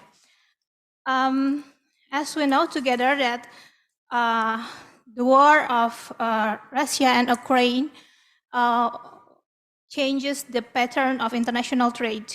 And we also noticed that Russia is one of largest economy in the world. It is in 11th position. In relation to Russia and EU, the export of Russia to EU is around 3%, and the import from EU is 5%. Most of the product is like crude oil, gas, coal, and other important commodity. With the development of war happen in Ukraine, EU has moved to swiftly diversify away from the trade link with Russia. For Indonesia, EU is one of the biggest trading partner actually. Since 2010, 2019, Indonesia has surplus trade balance with EU. And also, if I may cite one of CSIS studies, that Indonesia has a high complementarity index with EU and low similarity. That means that Indonesia, if trading with you is a good actually, because they not compete, but they are like complement each other. And currently also Indonesia has Indonesia EU SEPA negotiation process. It's around, it is in 5th round. We'll enter to 6th round this end of the year. So in this session, we will try to discuss 3 main points. The first one is what are some lessons learned from EU in diversifying its trade following the onset of the war? And the second point is, can Indonesia be a better target of EU, especially Germany diversification? And the last point is, will the acceleration of negotiation or even the early adoption of EU SEPA, Indonesia EU SEPA, help Indonesia be EU preferred partner in times of changing trade links and supply chain? This morning, we already have 3 speakers. The first one is Her Excellency Ina Lapel, Ambassador of Germany to Indonesia. Welcome. And then the second speaker is Bapak Dr. Yose Rizal Damuri, Executive Director of CSIS Indonesia. And the last speaker is Mr. Clemens Kober, Director Trade Policy, EU Custom, Transatlantic Relation of the German Chamber of Commerce and Industry. So without further ado, maybe I would like to invite the first speakers, Ambassador Ina, please. Thank you very much, and thank you very much to CSIS and KAS for giving me the opportunity to join this really interesting and stimulating discussion today. So coming to the lessons from Europe in diversifying, I would concentrate on the German experience, because the share of interaction with Russia have been very different in various European countries, and that's why it would be too complicated to do one by one. As far as Germany was concerned, the Russian invasion in Ukraine was a total shock and really, really unexpected for economy and society at large, because on the one hand, it was a breach of international law that had not been thought possible within Europe because of the decade-long experience otherwise. And of course, nobody was prepared either for the ripple effects to the world economy, reaching countries even like Indonesia when it came to food and energy issues. So as far as Germany was concerned, about 50% of our gas supplies had come from Russia, and they had to be replaced within months with winter coming. And it may not be usual for Indonesia, but for Europe, for Northern Europe, being able to heat houses in winter is really an important issue. And we also have some industries, especially chemical industries, that depend very much on a steady supply of gas just for their industrial processes. So this was a huge transformation that was required, and it cost industry, consumers, and also the government enormous amounts of money to ensure new supplies of LNG.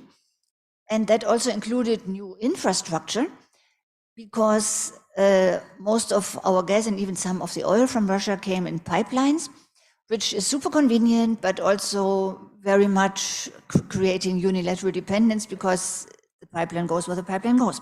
Now we had to build some additional infrastructure, and that cost money. And so industry and households faced costs in terms of higher energy prices, which the government partly compensated by subsidies. So we managed to actually do this, to wean ourselves out of 50% of our gas supplies, which is not a mean thing, given the complaints that usually are caused by small changes. But it had its price. Part of the recession we are feeling now in Germany has been caused by this very disruptive transformation. And the discussion about the future of energy-intensive industries in Germany has still not ended yet. So lessons would be, I think, the first and most important one: always have a plan B, always think about how reliable your supply chain is, and really avoid unilateral dependence on any one partner, even if that partner offers very profitable terms, or maybe especially if the partner offers very profitable terms, because if something is too good to be true, usually it isn't true. And that's why investing in economic security has been very much at the forefront of considerations, and the China strategy that was already mentioned has been pretty much informed also by this experience. Another lesson, I think, would concern the energy mix. This energy is so important for industrialized countries. So in our case, a big push for renewable energies was a key part of the coping strategy for resolving the crisis. And at least the source of energy for renewable energy is local and cannot be taken away from one. Although in the next panel, we will discuss some supply chain issues that we still have to tackle when it comes to solar panels or minerals needed for storage technology. And maybe the third lesson would be to strengthen multilateral and regional institutions. And the previous panel has, I think, given us good reason why this makes a lot of sense. Coming to the more practical question of what this may mean for Indonesia as a better target for European and German diversification, I would say from my practical experience that we do see an uptick in interest from German companies looking at this market.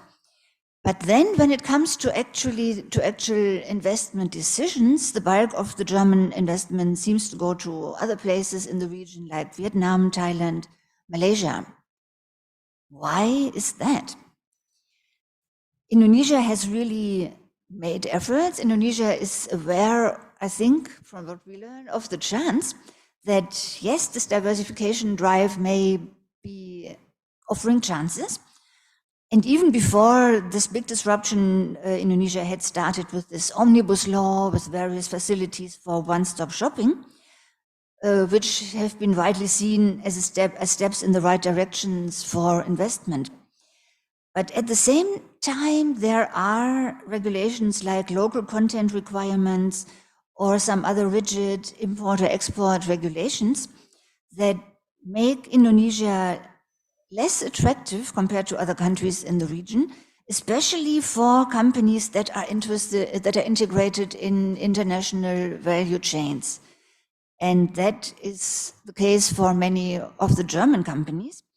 So, for instance, there are producers of sportswear that produce part of their collections in one country and part of their collections in other countries. And in order to bring it all together, they need free flow of goods. And they are facing some difficulties that are making their investment difficult. Or in the automotive industry, they are also seeing more complex requirements for their imports or for the way they can deal on this market. In terms of paperwork, that they are also wondering about whether it would be a good idea to invest more beyond the investment they already have. And of course, an important source of investment is enhancements of investments that are already here. I think it has been said by also people from Germany that we do completely share the objective, Indonesia's objective of building up their own industry, of moving away from being just an exporter of raw materials, because that is not a sustainable model, and unless own production capacities are developed, it will be very difficult to really reach higher targets and leave the middle income trap. But even Indonesian counterparts are pointing out that there is a trade-off between policies aimed at protecting markets and policies aimed at attracting investment. And that maybe there could be more agile, more investment-friendly ways of pursuing this agenda of building up own industrial capacities.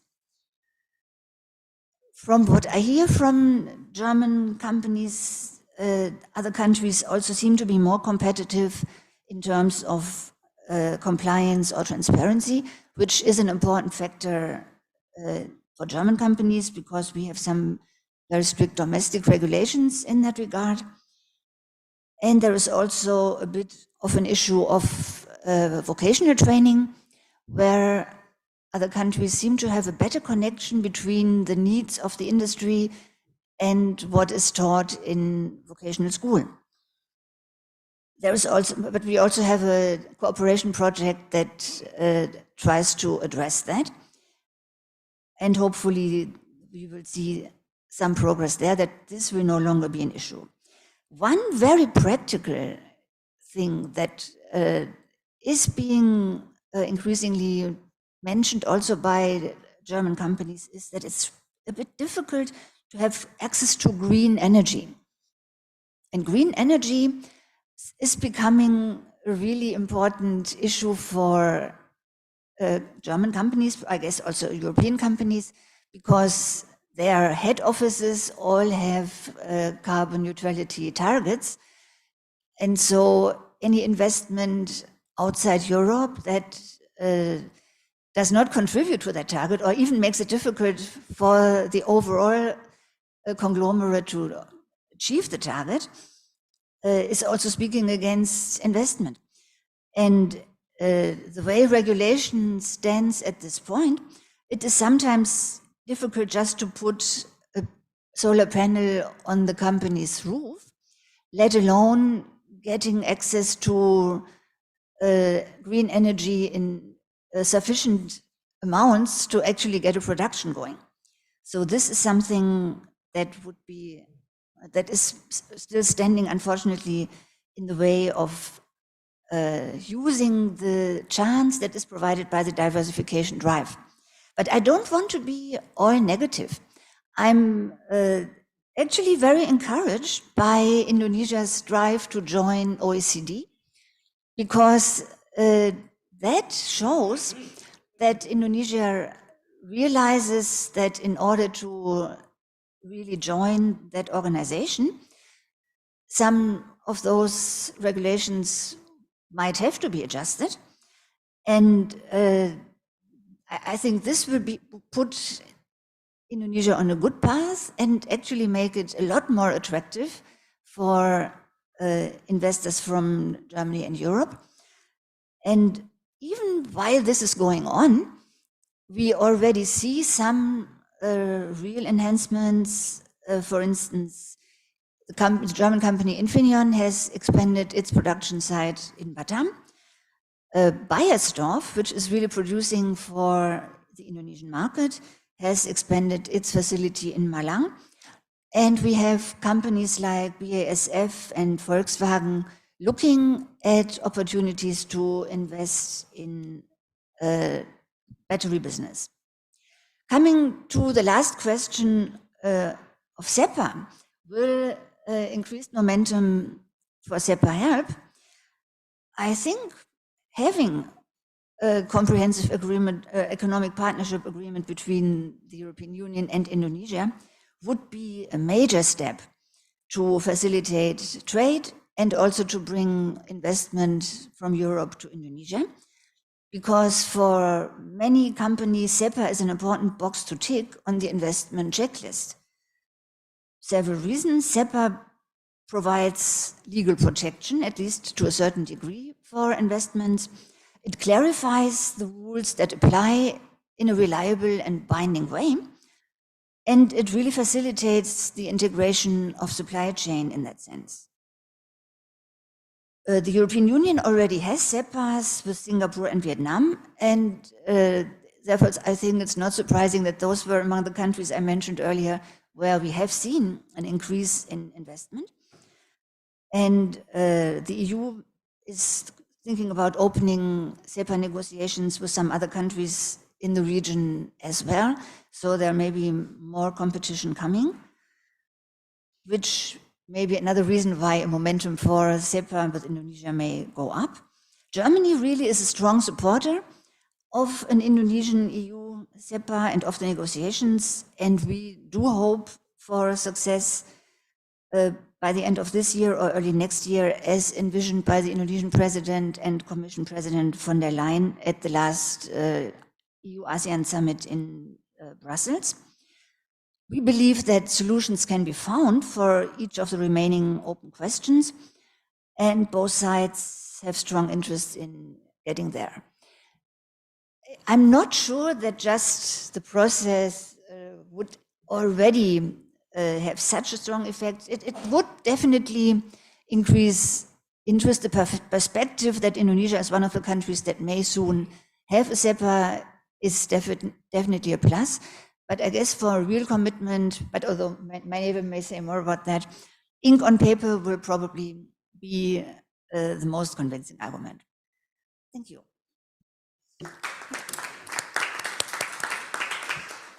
Thank you, Ambassador Ina, for highlighting some issues domestic in Indonesia, and also, but instead of those issues happen, we still have a bit optimistic because Indonesia will join OECD. It is like a good sign actually for improvement in Indonesia. And I will move to the next speakers. Pak Yose, time is yours. Yeah. Okay. Thank you, Chair Widi, for the times, and also thank you for CSIS and KAS to give me a chance to share my thought, and also discuss the insights of this. I think quite important issues, and increasingly become more important because diversification has become a new mantra, along with two other mantra: the economic resilience and also the risking. If you look at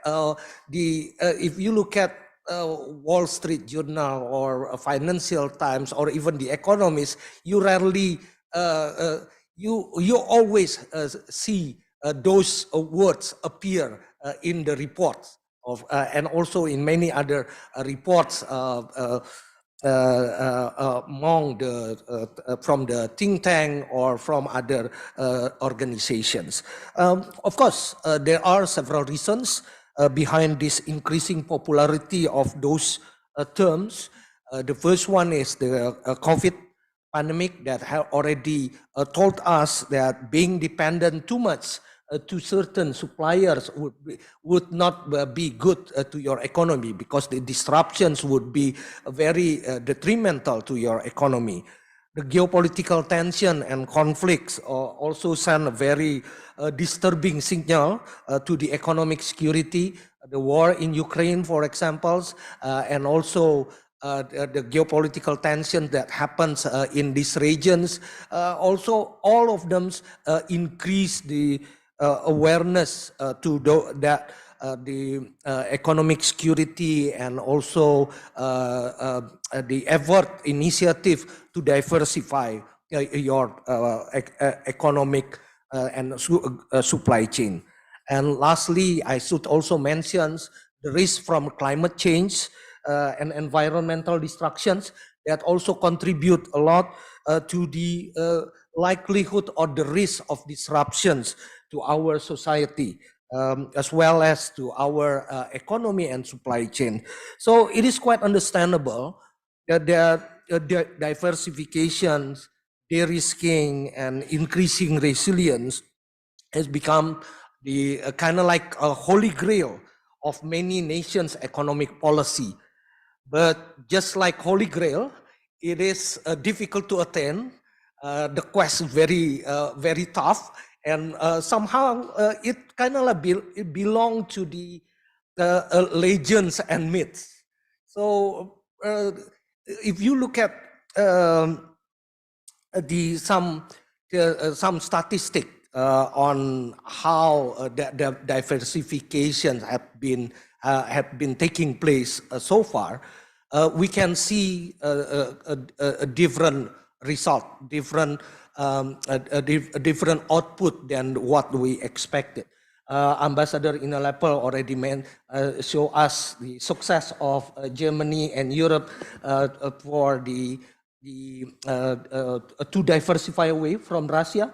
But I also would like to show some statistic on how the efforts are to diversify away from China, because that's also another things that come in mind. So when we're talking about diversifications,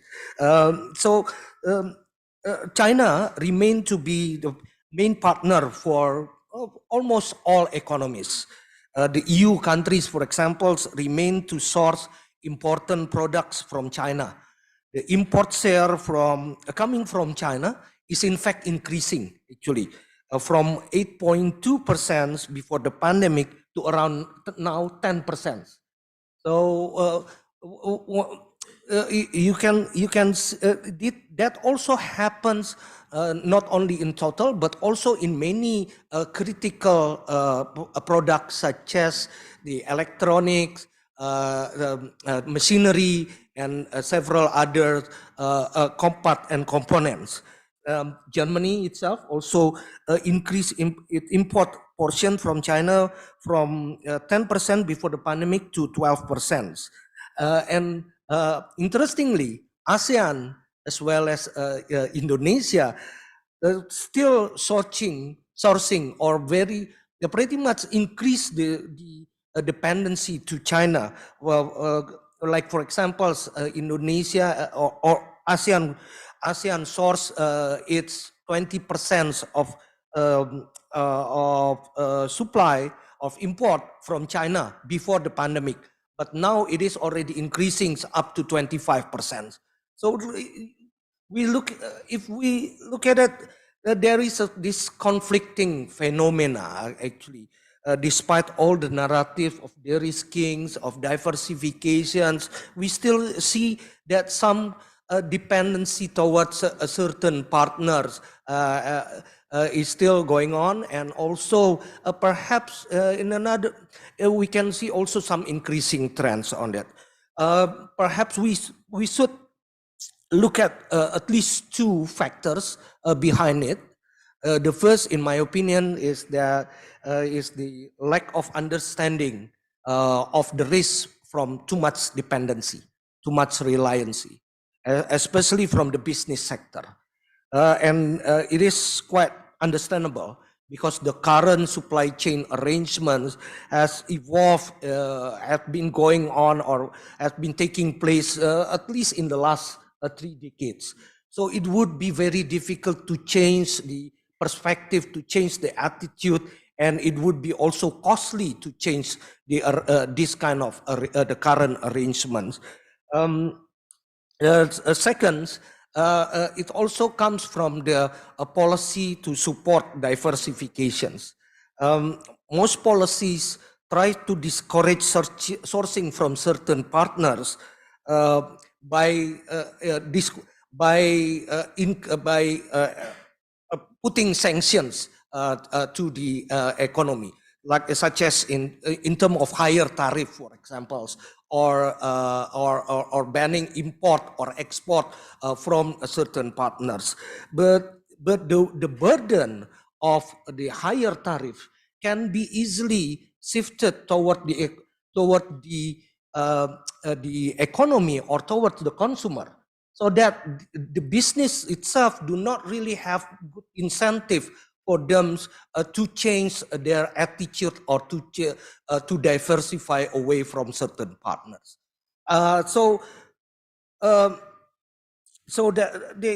another type of policy that normally we find when we're talking about diversification is to encourage production being done domestically.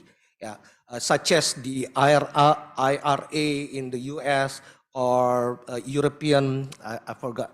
Europe also has the similar things, the chip acts in the United States, but the success of this strategy is still questionable.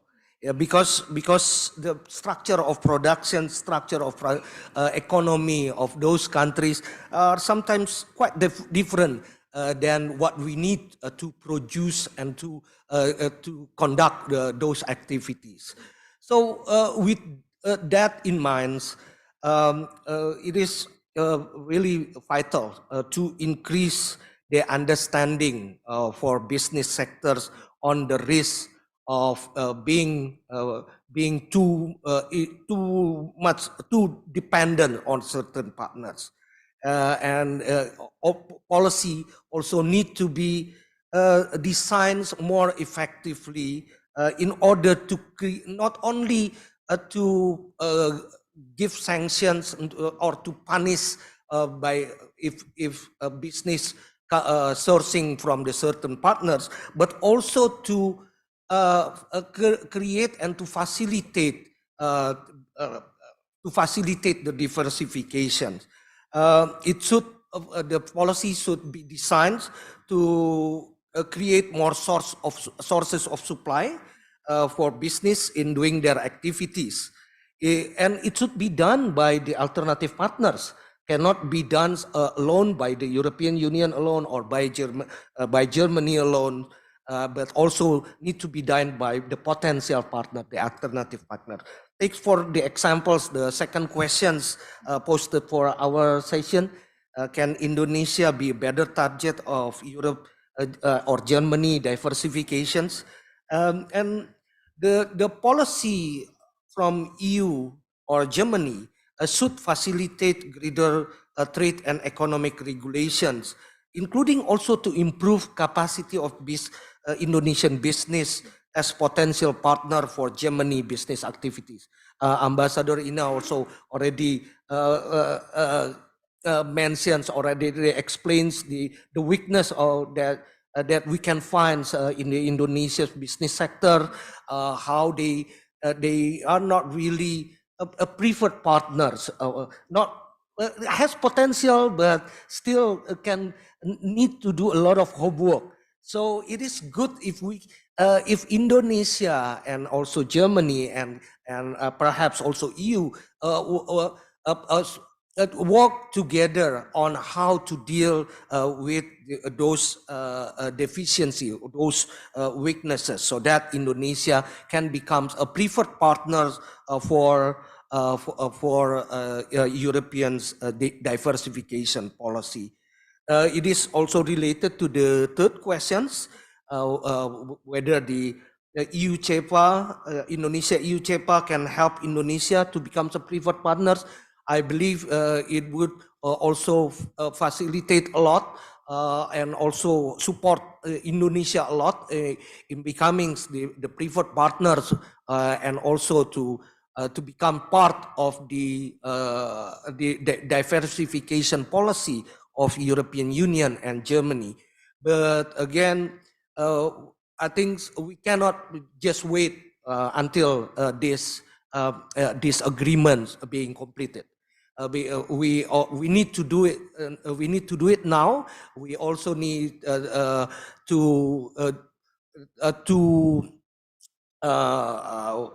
what you call this, we need to accelerate the initiative even at the moment.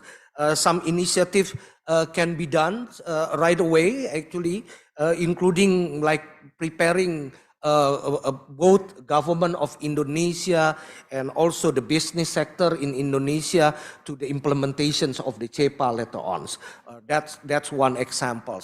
Another things we also, I believe EU and also Germany also have a lot of projects and programs in Indonesia to improve the capacity of our business sector, but I think we can foster even more those kind of initiatives.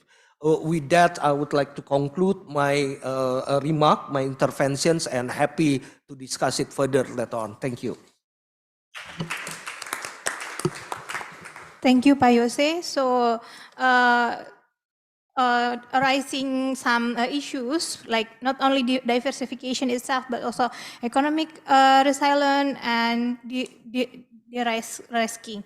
Also, we all agree that EU CEPA will be beneficial for Indonesia and EU, but some work is still needed, working together between Indonesia and EU. I think we also still working on some like important issues, for example, like green energy. It is already in the agenda actually. So moving to the next, the last speakers. I would like to invite Mr. Kober. The time is yours, please. Thanks so much. I understand that my role is to represent the business here. So in the end, those who will foot the bill, talk about diversification, the one who will pay for all of this. I represent the German Chambers of Commerce. We represent all the 4 million companies in Germany, from the big car producer to the small flower shop. And we have an awesome network of chambers of commerce abroad. We have 151 globally. We have one very good one here in Jakarta, I understand. And so maybe from the German perspective, before I move into the questions, actually our organization is older than Germany. We were founded in the 19th century, and our role was, when Germany still had a lot of different states, was to get rid of the tariffs between the different states, to get rid of the different standards, the different time zones, the different weights. So I think that shows that free trade, free open markets is really in our DNA, and that's also what is in the DNA of the German economy. Germany, 1 of every 4 jobs is actually dependent on foreign trade. If you look at the industry, 56% of the jobs depend on international trade. Compared to many other countries, Germany is not that huge as a country, but I think what the German economy did well is to get interconnected globally. We have not only one big trading partner, we have no partner that is more than 10% of our GDP. We have all kind of sectors, from the car to the chemical, to all kind of very specialized industries where we are investing into the future. And I think we also have a very good structure of big companies, but also medium-sized, small companies that are also very much export-oriented. From that perspective, if I zoom out on the whole context of diversification, I think what we've heard in this panel and before is that I think we have a shared analysis that we have gigantic issues at stake. If we look at climate policies, digitalization, other issues where we would need global governance, but we don't see it. We don't see it at the WTO, we don't see it other areas. So instead we see an erosion of the multilateral governance. We see great power rivalry that has huge impacts for both our countries. We see protectionism on the rise, many countries, as well inside the EU, as well inside Germany. And coupled with that, I would say there's also an increased interventionist agenda. You mentioned the IRA in the US. I mean, who would have thought a couple of years ago that the US would move to do industrial policy? We see the same in the EU, talking about the Net Zero Industry Act. Suddenly, a lot of countries are throwing out a lot of money at different projects. So I think it's a really changed landscape that is very challenging for our economy, because it kind of changes the whole calculus. So what to do? I like that you mentioned the word de-risking. As you said, it's one of the buzzwords everyone is using now, and I think there's a bit of a fight between the German Chancellor and the European Commission President on who invented this term. Between Scholz and von der Leyen, we are very happy that de-risking is the term that is being used now and not decoupling, because as has been mentioned, China is our biggest trading partner, both for Germany and the EU. A complete decoupling between those economies, that is probably not feasible. But de-risking, I think that's the thing we're working on, everyone now, as well as you mentioned the business side. We are actually working on it a lot, but within the EU there is now a big struggle on how to define this new approach to the changed landscape. And there is one word, maybe you've heard of OSA, Open Strategic Autonomy. That is kind of the new mantra, the leitmotif of European trade policy. If you talk to the French, normally they don't use the word open, they just talk about autonomy.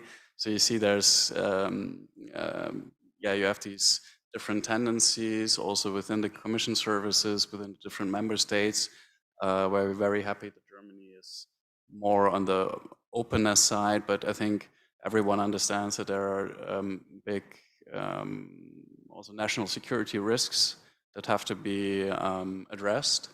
I would say and Zsuzsa mentioned the economic security strategy, so another big buzzword everyone is now talking about. Actually a lot of negotiations are now going into what does that mean? What is actually economic security? Which sectors are we talking about? Which products? How do you define that? Our fear from the business side is that we are becoming too protectionist and too interventionist, because you can open a box of Pandora. One of the instruments that is being proposed, so-called outbound investment screening. We will talk about, come to how to move more investment into Indonesia. Well, there's now the idea that the state should be able to ban companies from investing abroad. That's an idea that has been discussed in the US for a long time. The US has now set forward a new instrument that will come into force next year, and the EU is now fiercely debating on whether to do the same. Whether or not, I mean, everyone is talking about very limited interventions, but in general, I mean, you know, we have, if you look at the treaties of the European Union, freedom of capital, even with third countries, it's one of the basic rights. I mean, that would be a major intervention, would open, from our perspective, a box of Pandora. I mean, now we're talking about China. Maybe in 10 years we're talking about Indonesia. Hope not, but so we fear that many countries are getting too much self-focused, and our plea is to really limit these interventions really to the core of national security. I think a lot of the trade, talk about China, not all of this is national security related. Yeah, so diversification, I think, talking about the lessons, I think we all understand it's necessary. Ambassador, you mentioned the impact of the Russian invasion in Ukraine. I mean, there was a major shock, of course, Russia being number 5 trading partners of the EU, 50% of coal, gas, oil, really hit us. I mean, basically we've decoupled our trade with Russia by 50% within 1 year. No one believed it would be possible. Well, it happened. So I think that's another lesson. It's not only necessary, but it's also possible. But it's costly. It's really costly. So you have to prioritize. But again, as I mentioned before, it's nothing new. Germany has, I think, a very broad trade relationship with a lot of countries, and I think that is good. And we should stick to that and not focus too much on one or different countries. I could give you a lot of numbers. I don't want to overwhelm you, but within our network, we do loads of surveys with the chambers, also the one here in Indonesia. And this year, a lot of the surveys focused on diversification. And what our companies tell us, I think everyone understood there are major risks, especially in East Asia. So China plus one is a big strategy. Companies now put in place, so they still have the Chinese market, mostly produce there for the Chinese market, but they are looking at other countries to complement that, also for the exports, for the European and other markets. I think here Indonesia is a very interesting country. Our companies, they see there are a lot of risks, of course, related to diversification. So 86% tell us that they have a lot of challenges. They have challenges finding appropriate partners. There's a lot of regulation that is a barrier. I think that's also something, looking at how can we improve the ties, where we as Europeans also have to ask ourselves what we are doing. You probably heard about CBAM, the Carbon Border Adjustment Mechanism. You heard about deforestation regulation, about forced labor regulation, about due diligence law. So in Europe, we have a very broad agenda to move forward on issues of sustainability. And we get a fierce backlash from many countries, where there is a perception that it is kind of the EU wanting to impose regulations onto others. And I think here there is really more need to talk with our partners on how to implement that. You mentioned the energy problems, green energy. It's not only that the headquarters want to improve, of course they want to have a greener supply chain, but there's also obligations. So CBAM is now in force, and you have to report now where does the steel come from, what is the CO2 content, and et cetera, et cetera. If you don't fulfill that, you have to pay a lot of money. So there is, I think, a big chance if we better talk to each other to prevent from these barriers from actually materializing, because that's really, a lot of companies are afraid. If you look at the due diligence, so they move out of China, but then they see a lot of countries where there are a lot of risks, be it human rights, be it environmental laws. So I think that's something that we should work on.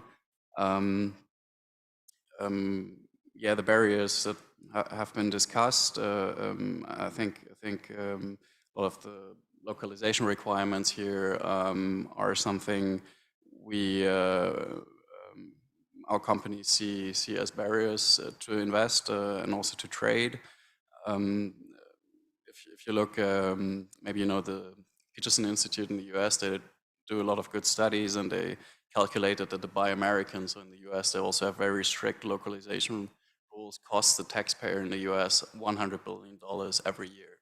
So I think the economic rationale is clear that too much protectionism is not in the interest. So we very much support, of course, the accession process for the OECD of Indonesia. We are very supportive of that. We followed the one of Brazil as well, and are sad that the current government stopped that process, but we think that will really help, also talking about the standards, to close our line and to reduce barriers that are not political but technical and shouldn't be there. And opening up the markets in both ways, I think, is a win-win. It's always about 20% of GDP public procurement accounts for. In the EU, that's between 2 and 3 trillion euros of public procurements that would be open for the Indonesian economy. So I think that is very useful. And yeah, you mentioned the export barriers, talking about the nickel dispute, for example. I think in this energy chapter of the trade agreement, there are a lot of opportunities. The EU has a similar chapter and the agreement with Vietnam, with Singapore, with other countries. So I think that's possible. We talked about the different regional organizations, how they can learn from each other. There's another one in Europe that we haven't talked so far about. It's the EFTA. So we often look at the single market and only think of the EU, but actually there is more to the single market than the EU. There's Northern Ireland is still part of the single market.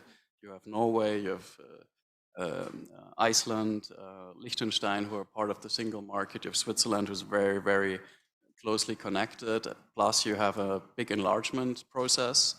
Although there are a lot of doubts, I mean, on the highest political level, the direction of travel is very clear, that they're all moving towards an enlargement of a couple of countries that will add around, I don't know, 60 million people, big markets, companies. So I think agreeing on a trade agreement with the EU, it's not only the static EU that you should look at, but really the broader market. So on the FTA, I think we couldn't be more supportive than the other previous speakers have been. I mean, we are very much supporting these negotiations. We had hoped last year at the G20 in Bali that we get this already. I think the second best date would be today, tomorrow, or any date before the elections. Preparing for this panel, I spoke to the EU chief trade negotiator last week, Fabien. So I understand there are still a couple of difficult parts, some procurement on the digital chapter, on the energy chapter. I think for us it's key that it's not only an agreement for the agreement's sake, but it's also an ambitious agreement.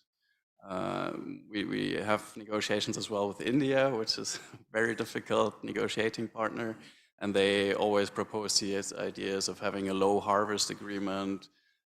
That's not in our interest. I think we have the opportunity to set up something big, and we should also aim high to get rid of barriers that shouldn't be there. Finally, maybe I think the point you mentioned on implementing the agreement, that is really key for us. We have, as a EU, I don't know if you kept counting, but we have 74 bilateral trade agreements. And then we have, I think, 65 countries with the GSP, with preferential access. So we really have a lot, and our companies are using them. But sometimes it's difficult. You have difficult rules of origin, you know, the little rules that are required to follow that. Maybe they're a bit different in Vietnam than in Singapore. So I think it's important to make sure that these rules are really business friendly, SME friendly, and that once we have the agreement in place, we work closely together to implement it, to look at, are the companies actually using it? Some agreements we have, companies don't use them a lot. So maybe we should check what is the problem, how can we improve that? So I think that's a continuous process. And that's why we think the agreement is so important, to strengthen, to institutionalize this, and to make sure that our trade grows, because we believe that Germany and Indonesia have great opportunities moving forward, and we should seize the opportunities. Thank you.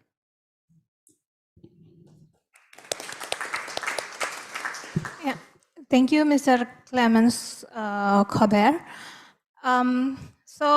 Thank you for enrich the discussion from the business point of view, actually, and also we highlighted some point like protection is increased, and also the implementation itself. It's very important because we also have some issue with ASEAN Yose, if I'm not mistaken, that we have a lot of agreement, but then in the implementation, the utilization is relatively lower, right? So maybe we need to learn a lot from that experience and how to utilize EU SEPA optimally, so Indonesia can get optimal benefit from that.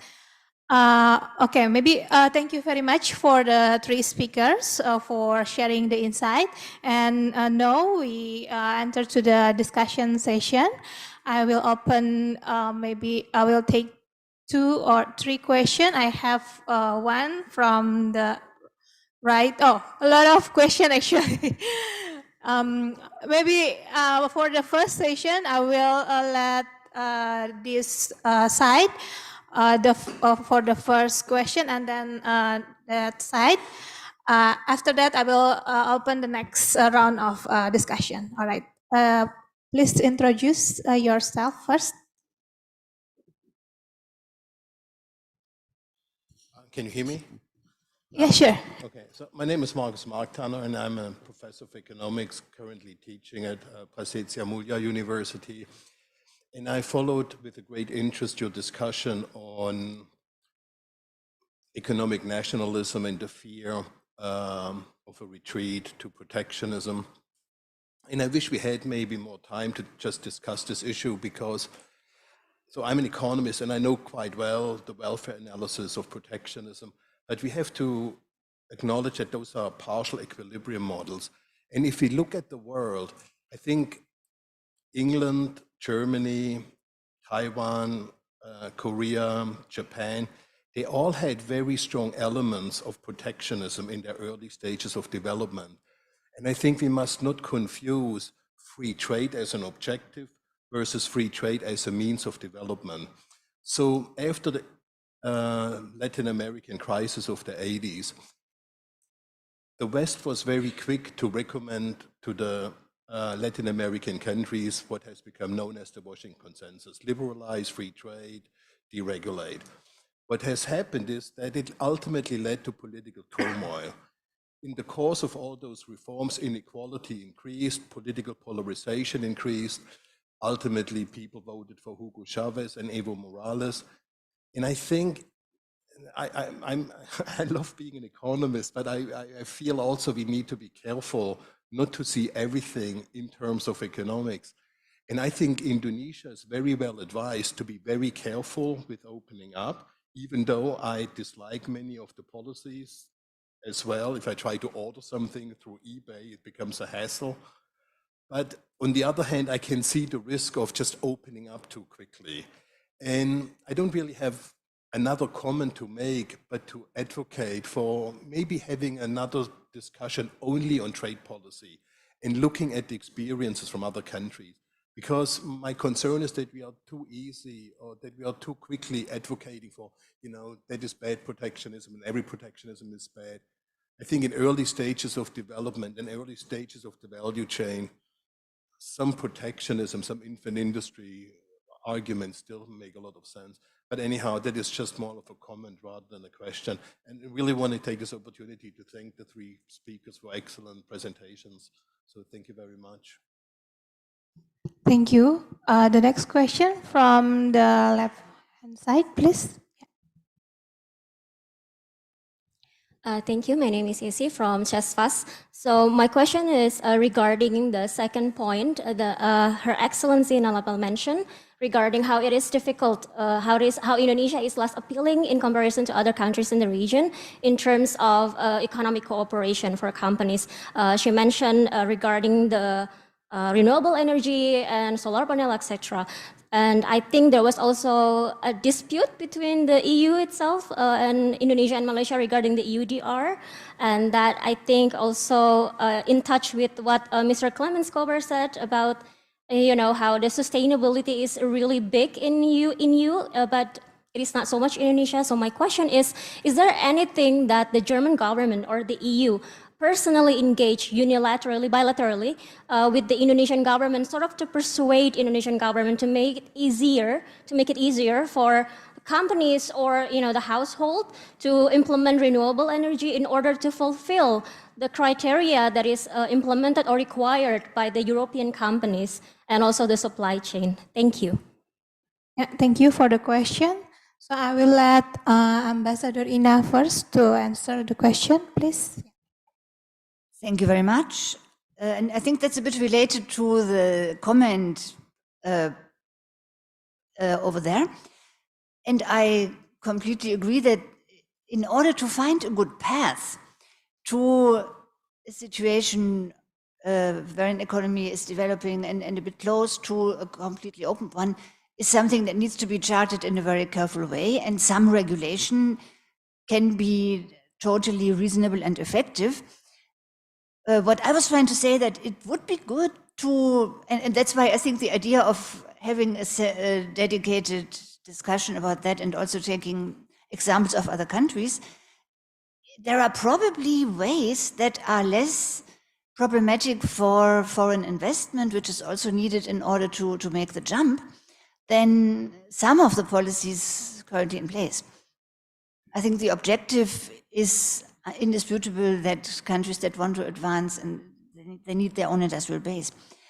As far as the deforestation regulation is concerned, I think this issue has been discussed in a maybe more emotional way than strictly necessary, because we actually admire the way Indonesia has fought deforestation.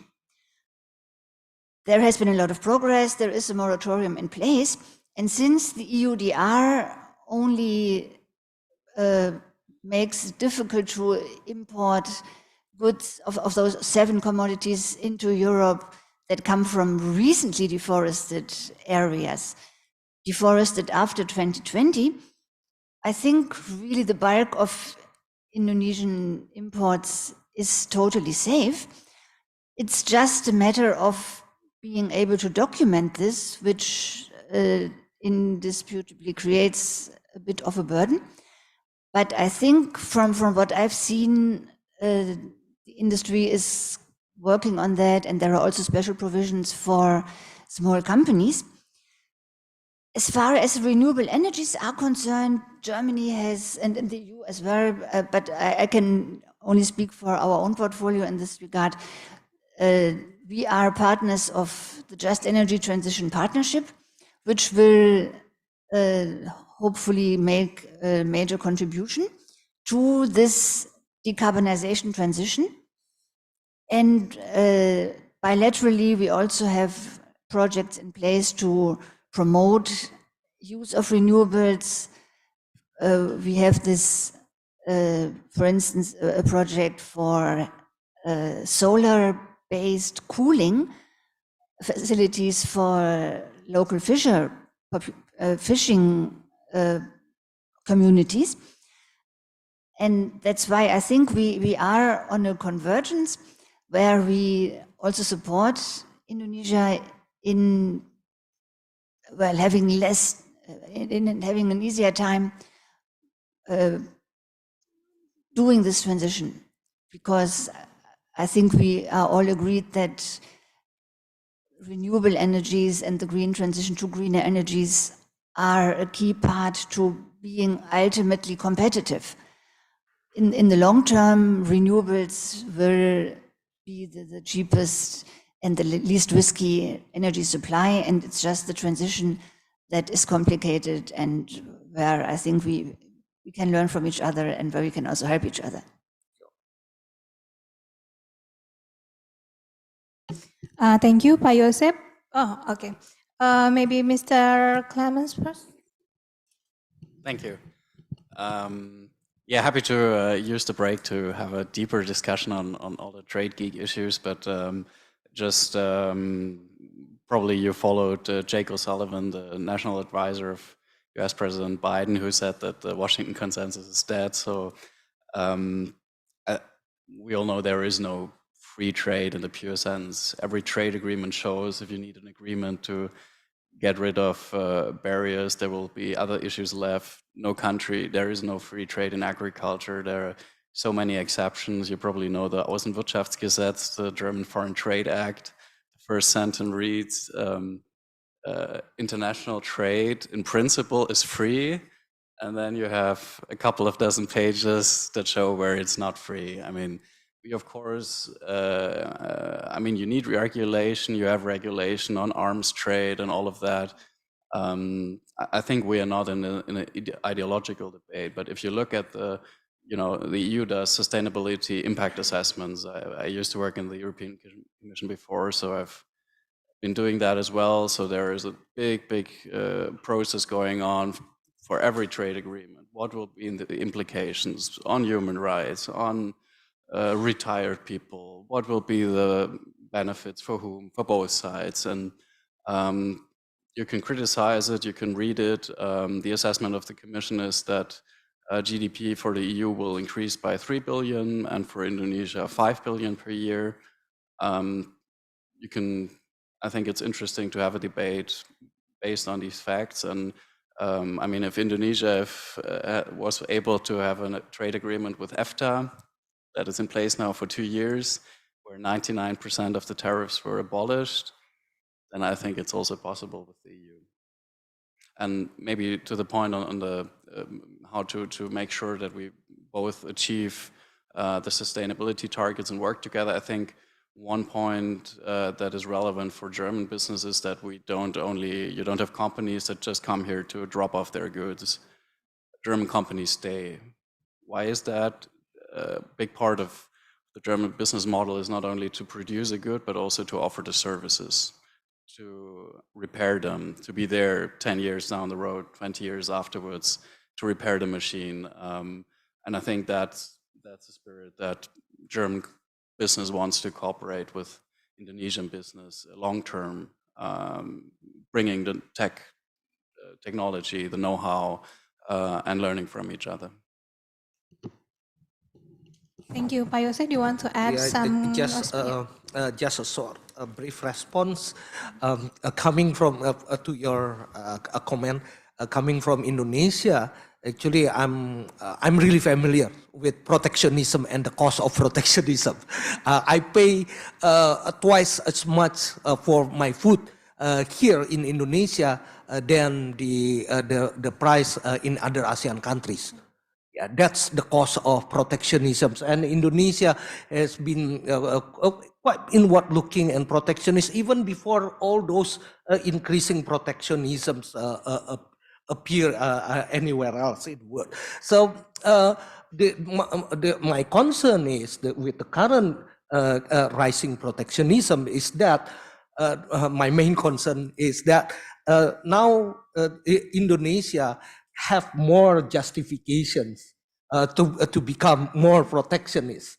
If the countries like European countries becoming more protectionist, or the US becoming more protectionist, there's no longer the champions of those open economy any longer. While we still need it, I have to admit, I'm Indonesian, but I have to admit that Indonesia is still very protectionist in many ways.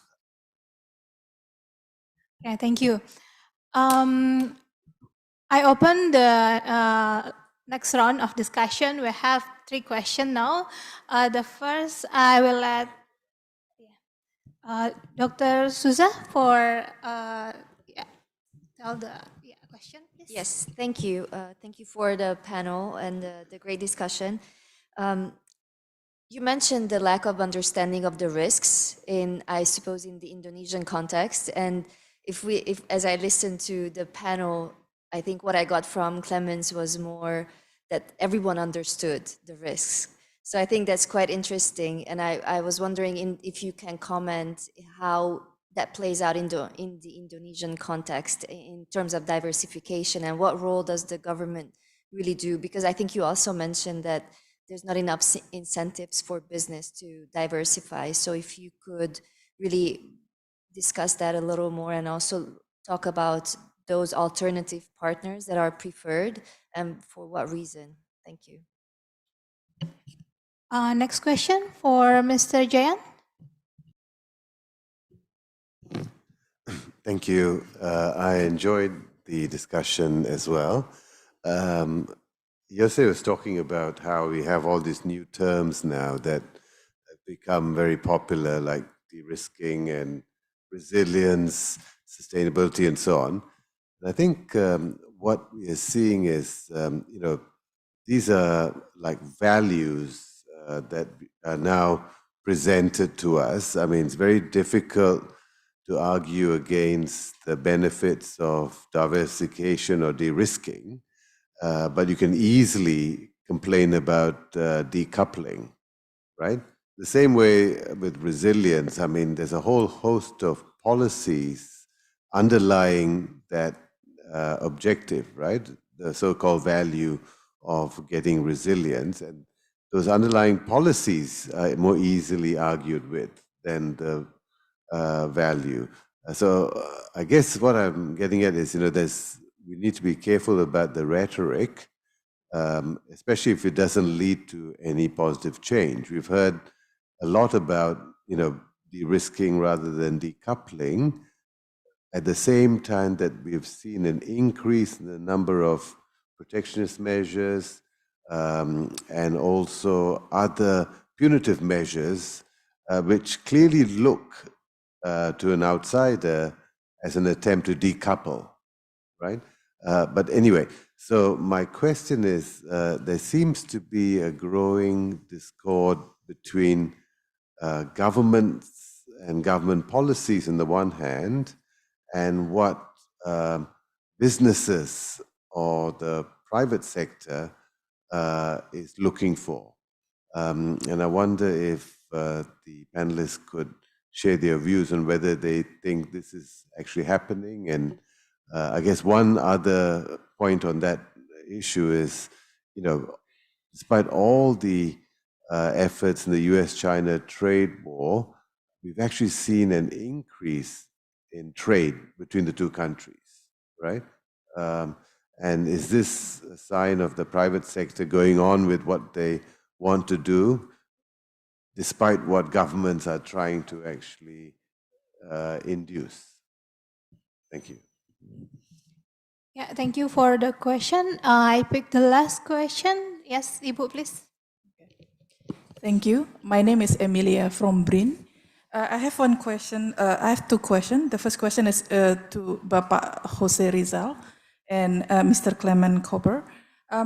You know that in US-China rivalry, the Indonesian government attending Belt Road Forum in China in 2017 and then come up with 5 big projects from China, which is Bandung-Jakarta bullet train, and then connectivity in North Sumatra, energy in North Kalimantan, mining in Southeast Sulawesi, and then tourism in Bali. What do you think that it's going to change the landscape of economic security in Asia, particularly with the emerging of China in Indo-Pacific region? And the second question for Ambassador Ina Lepel, and again to Mr. Clement Kober, what do you think that the US developed Indo-Pacific Economic Forum? How does this affect the economic situation in Indo-Pacific region? Thank you. Yeah, thank you, Ibu Emilia. Because a lot of questions to Pak Yose, I will have Pak Yose to answer first, Pak, please. Well, I think what I mean, thank you for the questions, Zsuzsa. What I mean is for the business in general, like also Jai also already mentioned that if we look at the statistic, it seems that the diversification do not really take place because the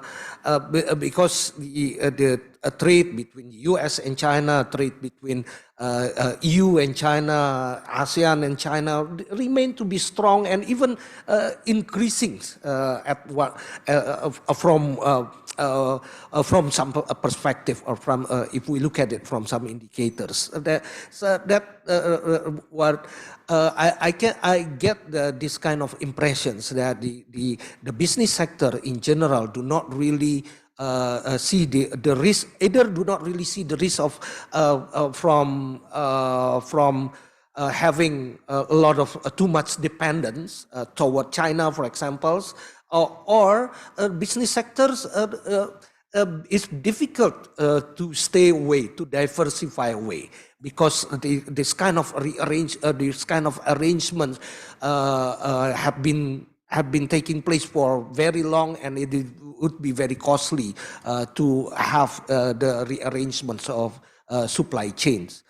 So that's why. That's why the policy really matters. But of course, again, related to Jai comments or questions, I think we also need to be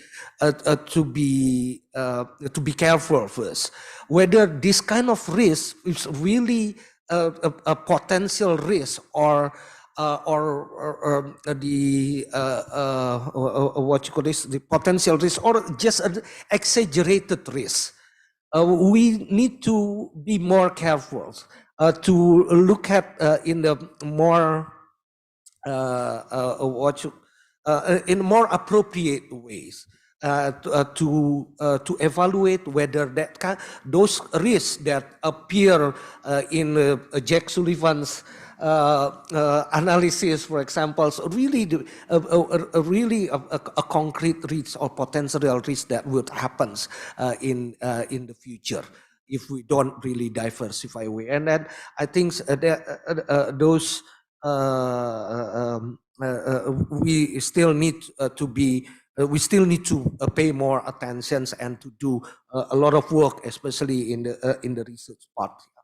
On Ibu questions, I don't know how to say it, but I think for Indonesia, a BRI really offer concrete result, concrete output. In one, I don't want to compare it, but I just want to say that during the BRI forums, I believe PLN, our state, our electricity state-owned enterprise, get the contract or get the $50 billion US commitment to help in the green transition, in energy transition. It's first, it's bigger than the JETP. I'm afraid I have to compare the two. And the second, it seems to be the schemes or these commitments more, how do you call this, more concrete and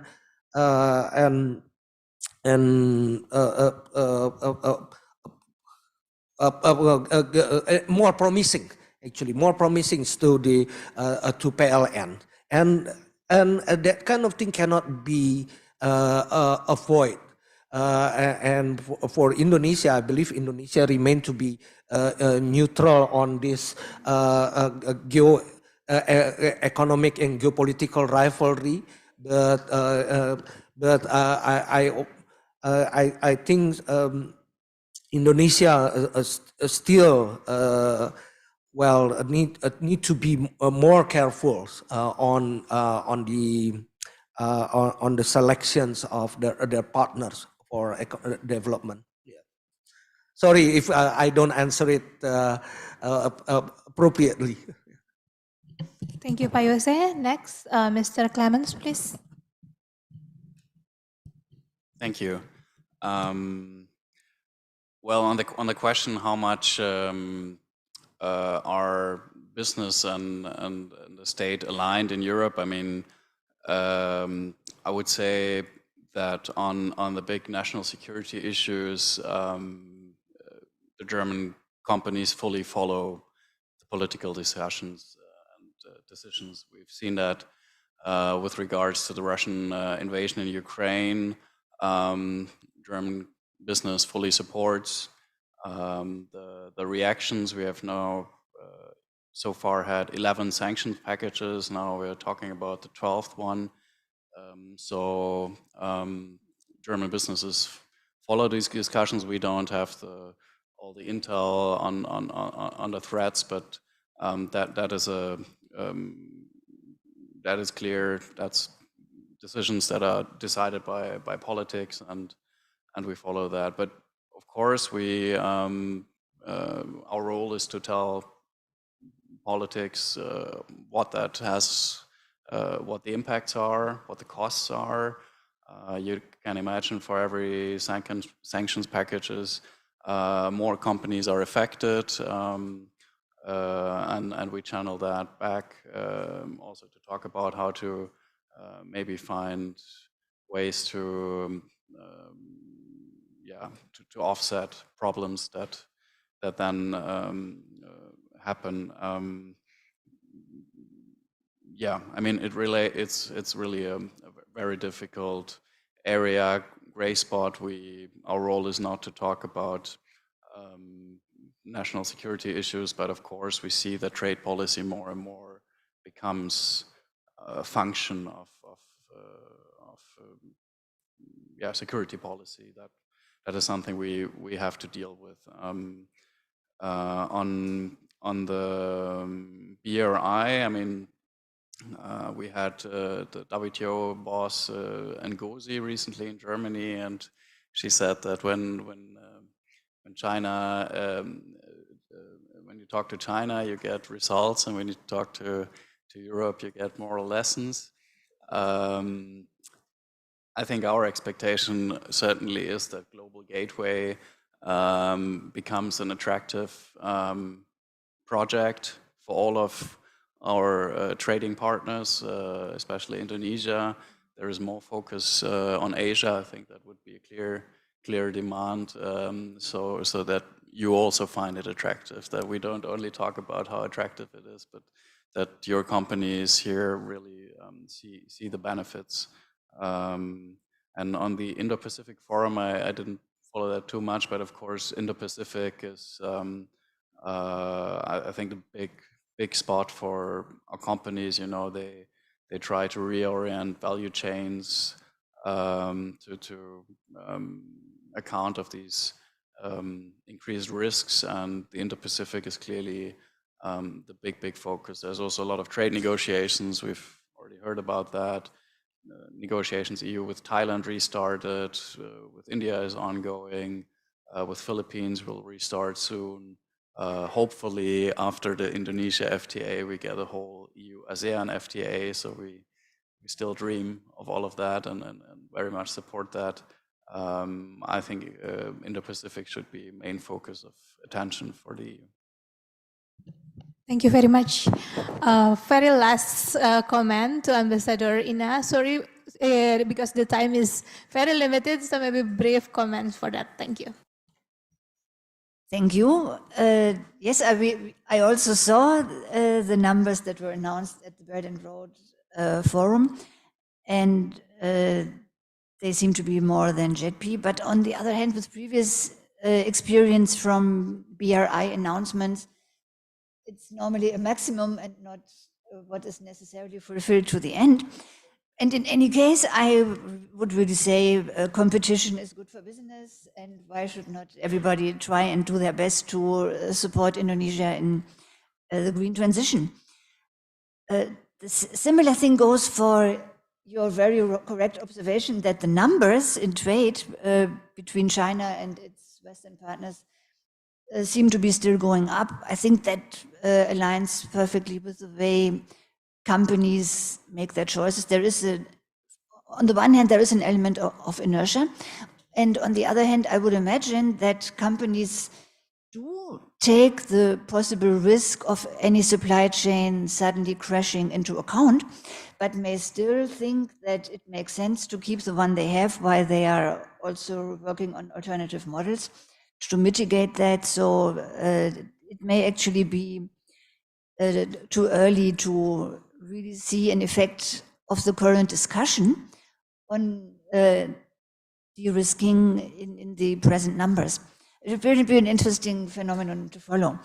On the Indo-Pacific Development Forum, do you mean the ASEAN one? Indo-Pacific Economic Forum, the way that the Quad members, and then moving on from security dialogue, but now moving into more economic affairs. Oh, the American, yeah, that's an interesting forum. But since we are not members, I'm not sure I can comment too well on what is going on there. I understand that it does not create any additional market access, but it may be an excellent forum to discuss regulatory issues and how one can create more convergence in that regard, and in that sense, more economic partnership. And talking about all the competitions with the view of Indo-Pacific, that it makes perfectly good sense to have that as well. There was also the ASEAN Indo-Pacific Development Forum as a back-to-back event of the recent summit, in which Global Gateway also showcased some projects, and therefore that's another one where the EU then also put, and the European Investment Bank took the opportunity to present its possibilities. Thank you. Thank you, Ambassador Ina. So, because the time is up, we are really sorry we cannot pick another question, but our high appreciation to the speaker here, three amazing speaker, Ambassador Ina, Mr. Clemens, Pak Yose, thank you very much for very useful insight, and also thank you for a very active discussion in this session. We know that diversification is good, beneficial for economy, Indonesia or EU. But also, it is not as simple as that, because a lot of issues that arise, like protectionism and also like a domestic policy, etc. So maybe we still have a lot of homework together, to working together to reform the domestic issue and also in international one, and collaborate more in the multilateralism or bilateral relation. I think that's it for me. Thank you very much. And I give back this to Nadia. Thank you. Thank you very much. For our second panel, I would like to give another appreciation for Dr. Mugi Jayani for moderating the session, also Ambassador Ina Lepol, Dr. Yose Rizal Damuri, and also Mr. Clemens Kober. What a great discussion between all speakers and participants. Excellencies, ladies and gentlemen, that has been a productive discussion to start our morning, but now we must recharge ourselves before resuming with the rest of our discussions. We will now head for lunch break until 1:30 p.m. Jakarta time, before starting again at 1:35 p.m. sharp for the third session. We have prepared a buffet lunch served at the pre-function area right across the auditorium, and we hope you enjoy. We will reconvene in 1 hour for panel 3, and we hope you have a good lunch. Thank you.